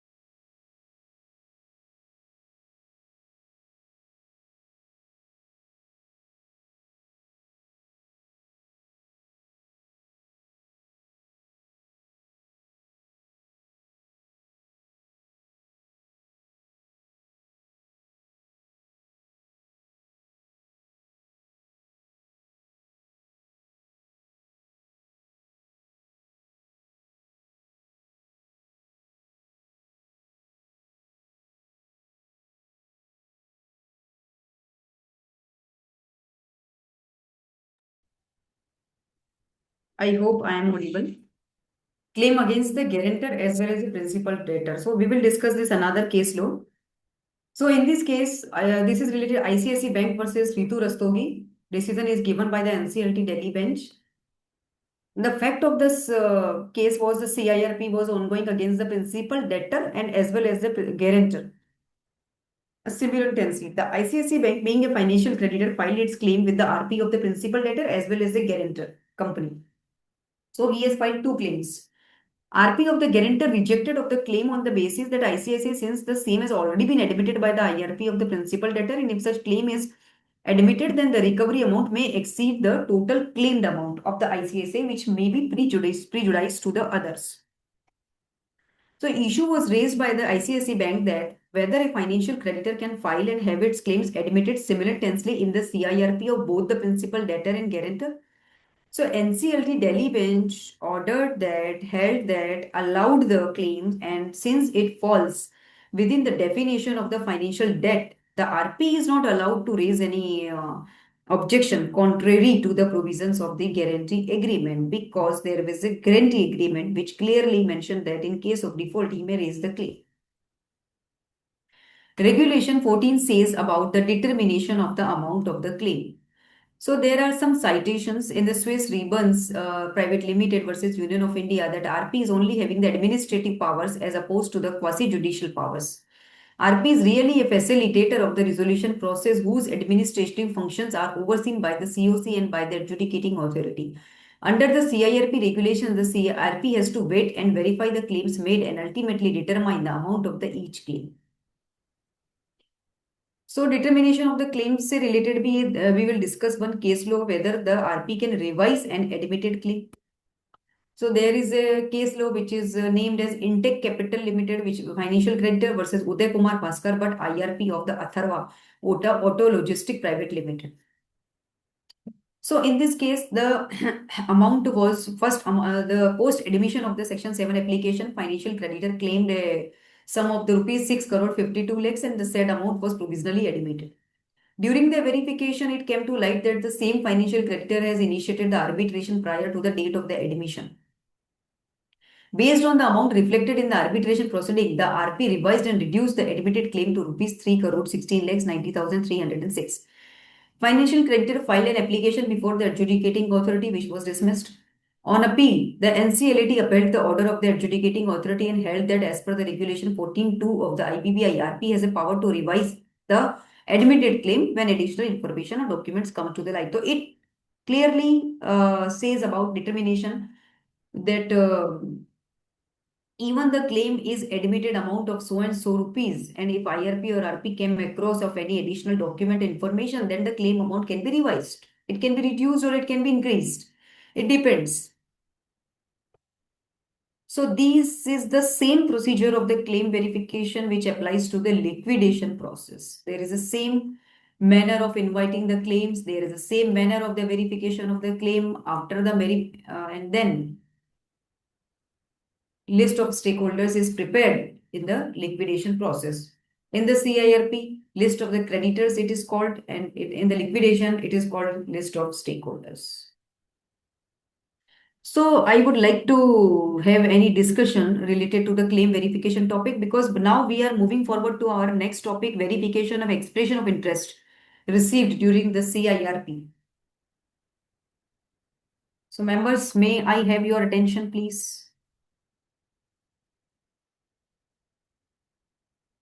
Okay, next, so we are discussing the next topic of our today's session, that verification of the expression of interest which is received during the CIRP. So I will go through the procedure and the pre-steps which we follow as IRP or RP during the CIRP of the corporate debtor. So when we issue the Form G in the two newspaper for inviting the expression of interest as per Regulation 36A, so we give the timeline to the prospective resolution applicant to express their expression of interest. Okay, then before publishing the Form G, there is a step for the eligibility criteria to be decided for the PRAs, and the eligibility criteria is approved by the COC. So RP discussed the eligibility criteria like net worth criteria. What should be the net worth for the PRA who is submitting the bid for the corporate debtor? What were the documentation, declaration, affidavit, section 29A, affidavit, and the other confidential undertakings, and other true and correct information declaration? And what are the matlab, there are the some network eligibility criteria. There is the consortium, there are consortium funding criteria. What should be the turnover of the PRAs, and what was the financial capability of the PRAs? What should be the credit rating, minimum credit rating, which should be considered at the time of the receipt of the EOI? So there are the so many criterias. And the documentation which we require from the PRA, we have to set the eligibility with the commercial wisdom of the COC. It is ultimately the commercial wisdom of the COC, so that it should be approved, and then we go forward for the publication of the Form G.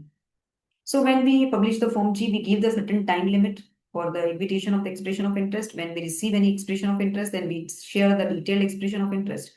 So when we share the detailed expression of interest, then it have the complete information related to the manner of submission the EOI to the RP.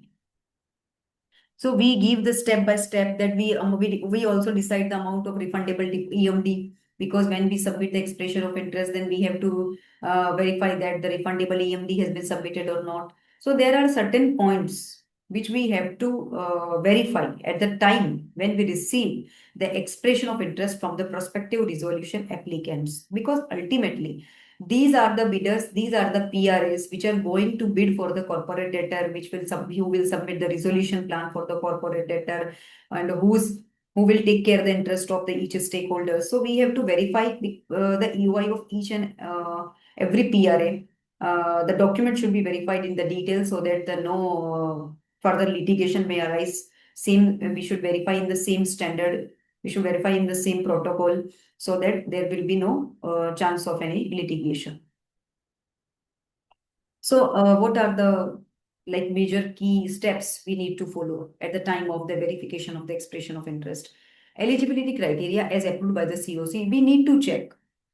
The PRAs must satisfy the net worth or financial eligibility criteria, what is decided by the COC, because RP, it is depend upon the size of corporate debtor, because size of it is depend upon the asset size of the corporate debtor, it is depend upon the claim size of the corporate debtor.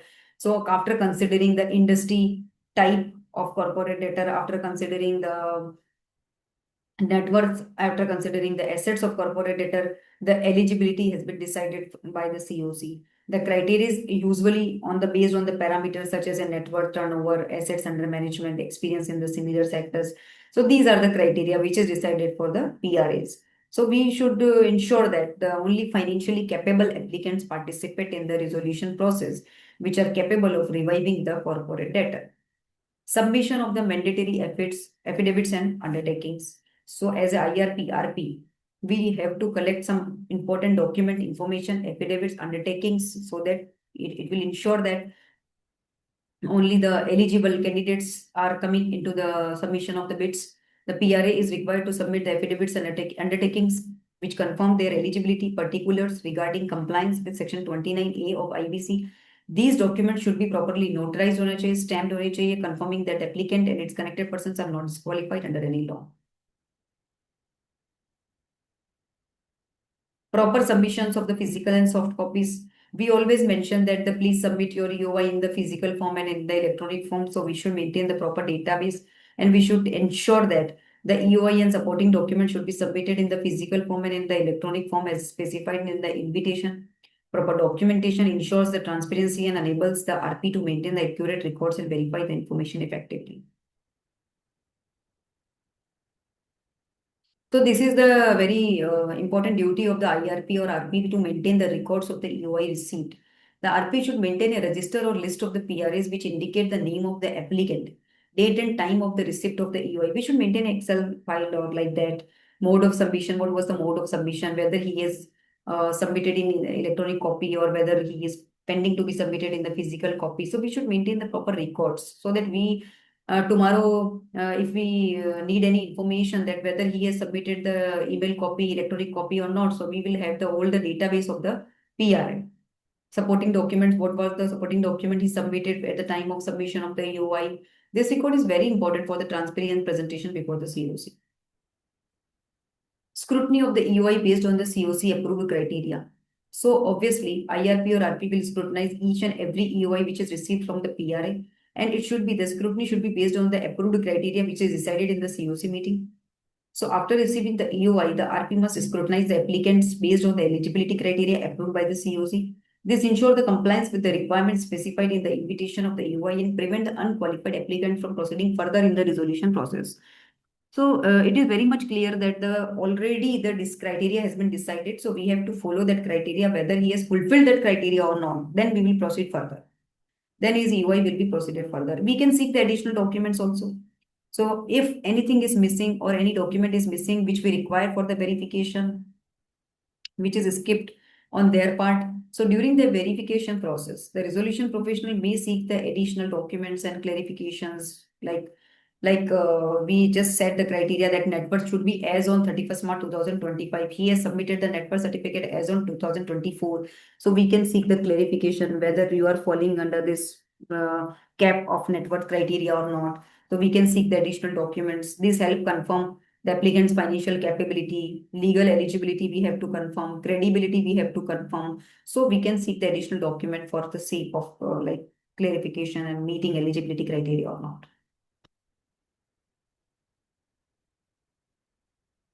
So we need to check whether EMD submitted.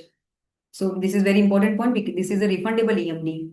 So we mention the criteria that 50 lakhs, 5 lakhs, 2 lakhs, whatever the COC has decided, whether it is submitted along with the EOI or not. This act as a commitment mechanism, ensuring that only serious applicant participate in the process and discouraging non-serious bidders. Adherence to the deadlines specified in the Form G. All EOIs must be received within the last date mentioned in the Form G, which is the public announcement. We should keep in mind that if any EOI is received in the delay or after the deadline or after the timeline which is mentioned in the Form G, then we should not accept it because the provisions are the same for the every and each PRS. If we accept anyone's EOI after the last date, then it will create the litigations during the CIRP. It will hurdle the CIRP ultimately. So we should adhere the deadlines which is specified in the Form G or revised Form G. Verification in the case of the consortium applicants. So when somewhere we received, if the EOI is submitted by the consortium of the applicants, the RP must verify the eligibility of the each consortium member. So it's not like that two members submitted the resolution plan in consortium and we are checking only the eligibility criteria for only like one member. We need to confirm that both should be eligible under Section 29A. Both consortium members are falling under the consortium limit, net worth limit. So we need to check all these points. We cannot ignore one member of the consortium member. So they both should be qualified to become as a PRA. Due diligence under Section 29. And this is a very important point which is mentioned, which is having the very exhaustive point list out under Section 29A. A detailed Section 29A must be conducted for the PRA and its connected person to ensure that the applicant is not disqualified from submission of a resolution plan. And this is very critical steps to prevent the ineligible promoters because the promoters which is already defaulted account, they are not eligible to submit the EOI. But if CD is a MSME, then Section 240A is applicable and they can submit the EOI. So we have to check whether they are eligible or not. Evaluation of the financial capability and business strategy. So if any EOI is coming and if any PRA is willing to acquire or revive the corporate debtor, then we should understand this financial capability and business strategy. What is the future plan? What is the financial details? What is the projections of the next 5 years? What is the experience, background, skills? What is the previous track record of the last 5 years? Whether he is eligible to revive the corporate debtor or not. We should prepare the estimated picture we should frame because we have to deliberate before the COC that these are the PRAs we have received and these are the serious. These are related to similar background. These are the financially capable. These PRAs can revive the corporate debtor. These are having the experience in managing the similar business and financial health we have to describe. And we have to ultimately make the choice at the time of deciding evaluation metrics, because they should get the maximum score in the evaluation metrics, which is decided by the COC. So we should prepare the ultimately business strategy for the corporate debtors, that which PRS suits most as per the eligibility and evaluation metrics and RFRP as approved by the COs.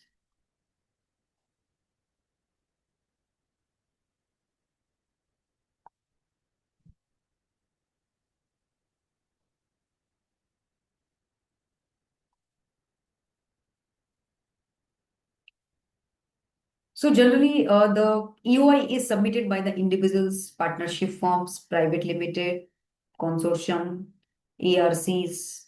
So we will discuss this particular topic relating to the ARC when the EOI is submitted by the assets reconstruction company. So whether they are eligible for the submission of the expression of interest. So I would like to express that there is a RBI circular 2022-2023, circular number 128 dated 11th October 2022, which says that which allow the ARC to act as a resolution applicant under the Insolvency and Bankruptcy Code 2016. So this IBA circular clearly mentions that ARCs are not permitted to commence or carry on any business other than they cannot enter into any other business other than the SARFAESI securitization and assets reconstruction or the business which is referred in section 10(1) of SARFAESI Act without the prior approval of the Reserve Bank of India. So they are not permitted to do any other business without the permission of RBI.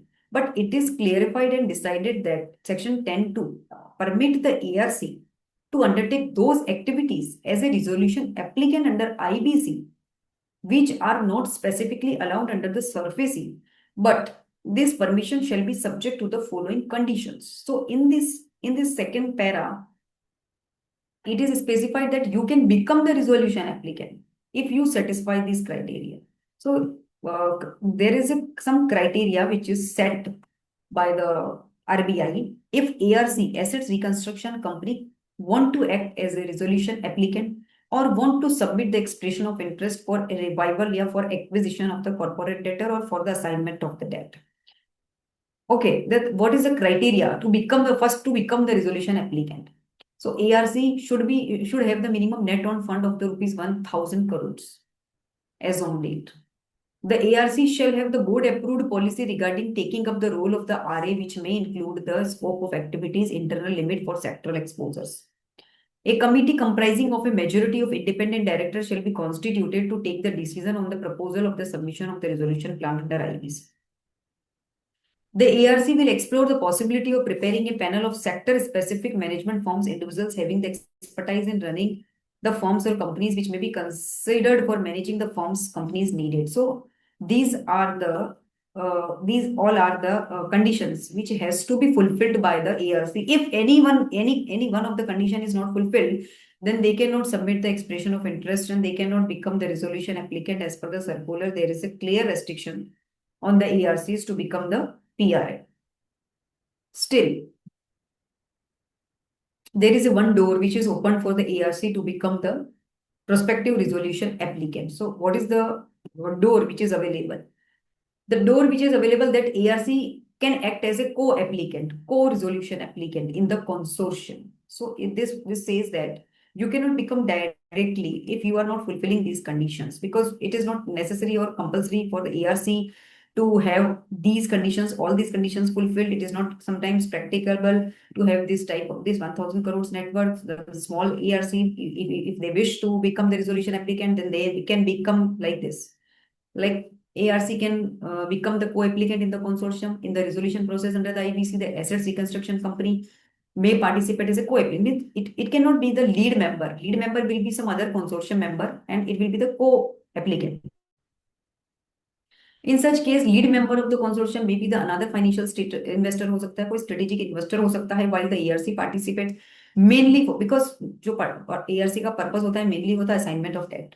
So they can set this strategy with the co-applicant, with the lead investor who is participating, who is backing up the assignment of debt. Lead member as a PRA. So lead member will act as a PRA and ARC will be the co-applicant.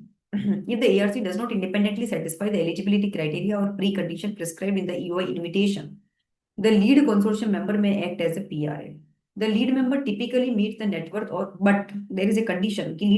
When the lead member can become the PRA, when he meets the condition of the net worth, which is decided by the COC, which is mentioned in the detailed expression of interest. So it should be kept in mind. We should verify that whether the consortium PRA who is coming with ARC is eligible or not as per the detailed EOI. Submits the EOI and resolution plan on behalf of consortium. So he will submit the expression of interest like other PRAs also. Act as a primary entity responsible for the implementation of the resolution plan. So he will be the lead member who will be responsible for the implementation of the resolution plan. Role of ARC in the consortium. In such structures, the ARC may participate as a financial restructuring partner, facilitate the assignment or restructuring of the debt, assist in resolution strategy or recovery mechanism. So what is the role of ARC? Why the ARC will participate? So they can do like that. They can do the assignment of the debt. They can make the strategy with this co-partner. They can make the resolution strategy with the co-partner. However, the ARC's participation must still comply with the regulations of this because they can directly participate only upon fulfilling the conditions which is mentioned in the RBI circular.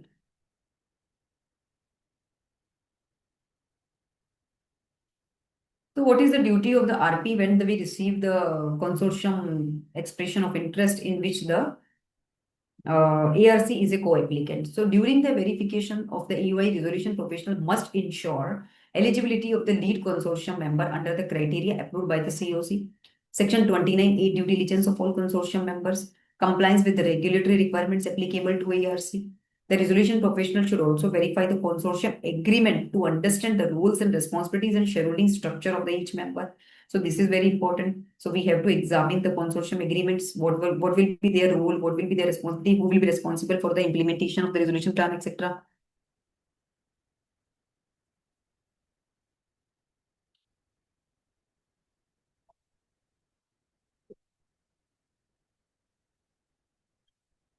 So compliance with regulatory compliance is applicable to ARCs. Practical objective of the consortium structure. Such consortium arrangement are often adopted because strategic investors brings the operational expertise. This is why it is allowed, because the purpose of submission of the consortium EOI is like that. The lead member will have a capability to revive the corporate data. But ARCs, the business of the ARC is not like that. The ARC generally do not steps into the shoes of the revival of the corporated. They just work as per the SURFACE. They just restructure the assets of the corporated. They just do the agreement with the lead member because of the assignment of the debt only. So why this arrangement has been why this arrangement is preferable? Because the strategic investor is having a operational expertise and the ARCs are expertise in the restructuring and assets recovery. So this combination enhance the feasibility and effectiveness of the resolution because one partner will revive the corporated and another partner will resolve the financial issues of the corporated. So this is like they can structure. If in so many cases, it has happened that only ARC as a sole PRA submitted the expression of interest without complying the conditions, which is prescribed by the RBI, like 1,000 crore net worth. ARC should have the board approved policy regarding taking up the role of RA.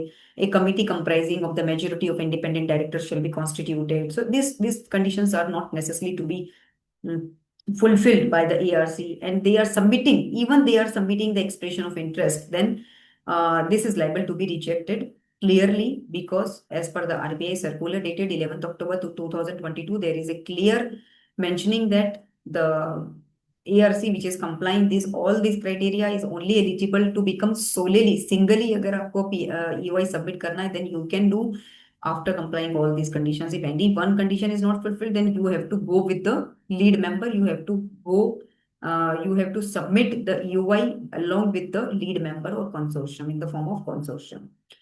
So these are the applicable. These criteria is applicable to ARC, but if it is coming through the lead member, then lead member has to comply the net worth eligibility criteria, which is mentioned in the detailed EOI.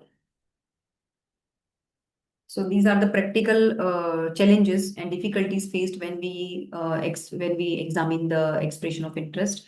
We should keep in the mind whether it is received within the time limit, whether it is received within the adherence of the Form G, whether it is received in the physical copy. We should maintain the proper database of the PRAs, how much inquiries has been received, how much EMDs has been received, how much PRAs have submitted the documents which is required to become them eligible PRA. So, like these database will mention that and reflect that what how much people are interested in acquiring and revival of the corporate data. And if the sufficient EOI is not received, then RP may publish the revised Form G with the permission and with the consent of the COC having 66% majority. Then again, the same process is repeated.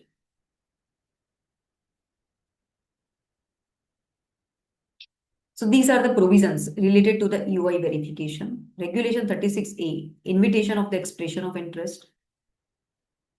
36A2, publication in the two newspaper. Regulation 36A3, link for downloading detailed EOI. So link, this is for like 36A3 says that we should create a link because generally the corporate data is not having any active website. So we should create a link, URL link, where we should put all the things, all the main details of the corporate debtor, what is the nature of the business, what are the assets available, what are the claims of the corporate debtor, what are the current positioning of the corporate debtor, whether it is going concern or not, whether it is a closed unit. And so we should mention, we should upload the detailed expression of interest, what is the eligibility for submission of the EOI, what are the net worth criteria, who can submit, who cannot submit. 36A4 detailed EOI contain the criteria. 36A5 PRA will submit the EOI. 36A6 EOI after prescribed timeline would be rejected. 36A7 it should be unconditional. 36A8 due diligence will be done by the RP. All the records, all the document will be checked, whether it is stamped, whether it is not priced, whether it is falling in the net worth cap or not, whether it is yeah, all the declarations and undertakings are submitted or not, whether he is complying or eligible under Section 29A or not. We can seek the additional document from the PRAs as per Regulation 36A9. Then we have to issue the provisional list of the PRA within the 10 days from the submission of from the verification of the UI. Then 5 days we give the objection, and then another issue of the final list. Then 36A12 within the 5 days we issue the final list. And then 36B related to request for resolution plan. 36B1 contains about the issue of information memorandum RFRP and evaluation metrics. 36B2 contains about the detailed steps in the RFRP. This is the post steps, post EOI receipt. So after the verification, after the receipt of EOI, after the verification of the EOI, this process has followed. The person who are included in the final list, we will share this RFRP, IM, and evaluation metrics and all. So if there is any questions, the last 20 minutes is for the question and answer and discussion. So if you are having any, if you wish to have any discussion, then I'm open for it.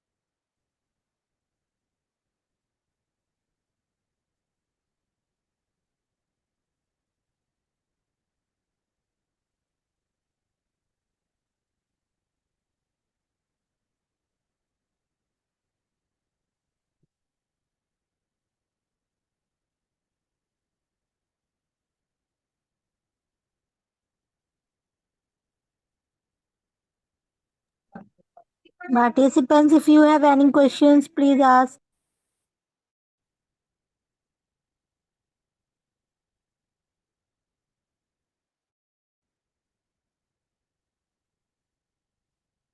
This is the last session of this series now.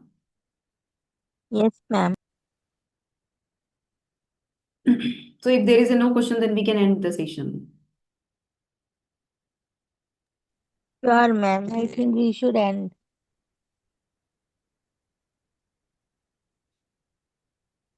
So, thank you very much, ma'am, for giving your valuable time and sharing your thoughts on the topic. Ma'am, you are requested to kindly share the presentation if possible. Sure, ma'am. Thank you Thank so you, ma'am. much. Thank you. Thank you. Thank you, madam. Thank you.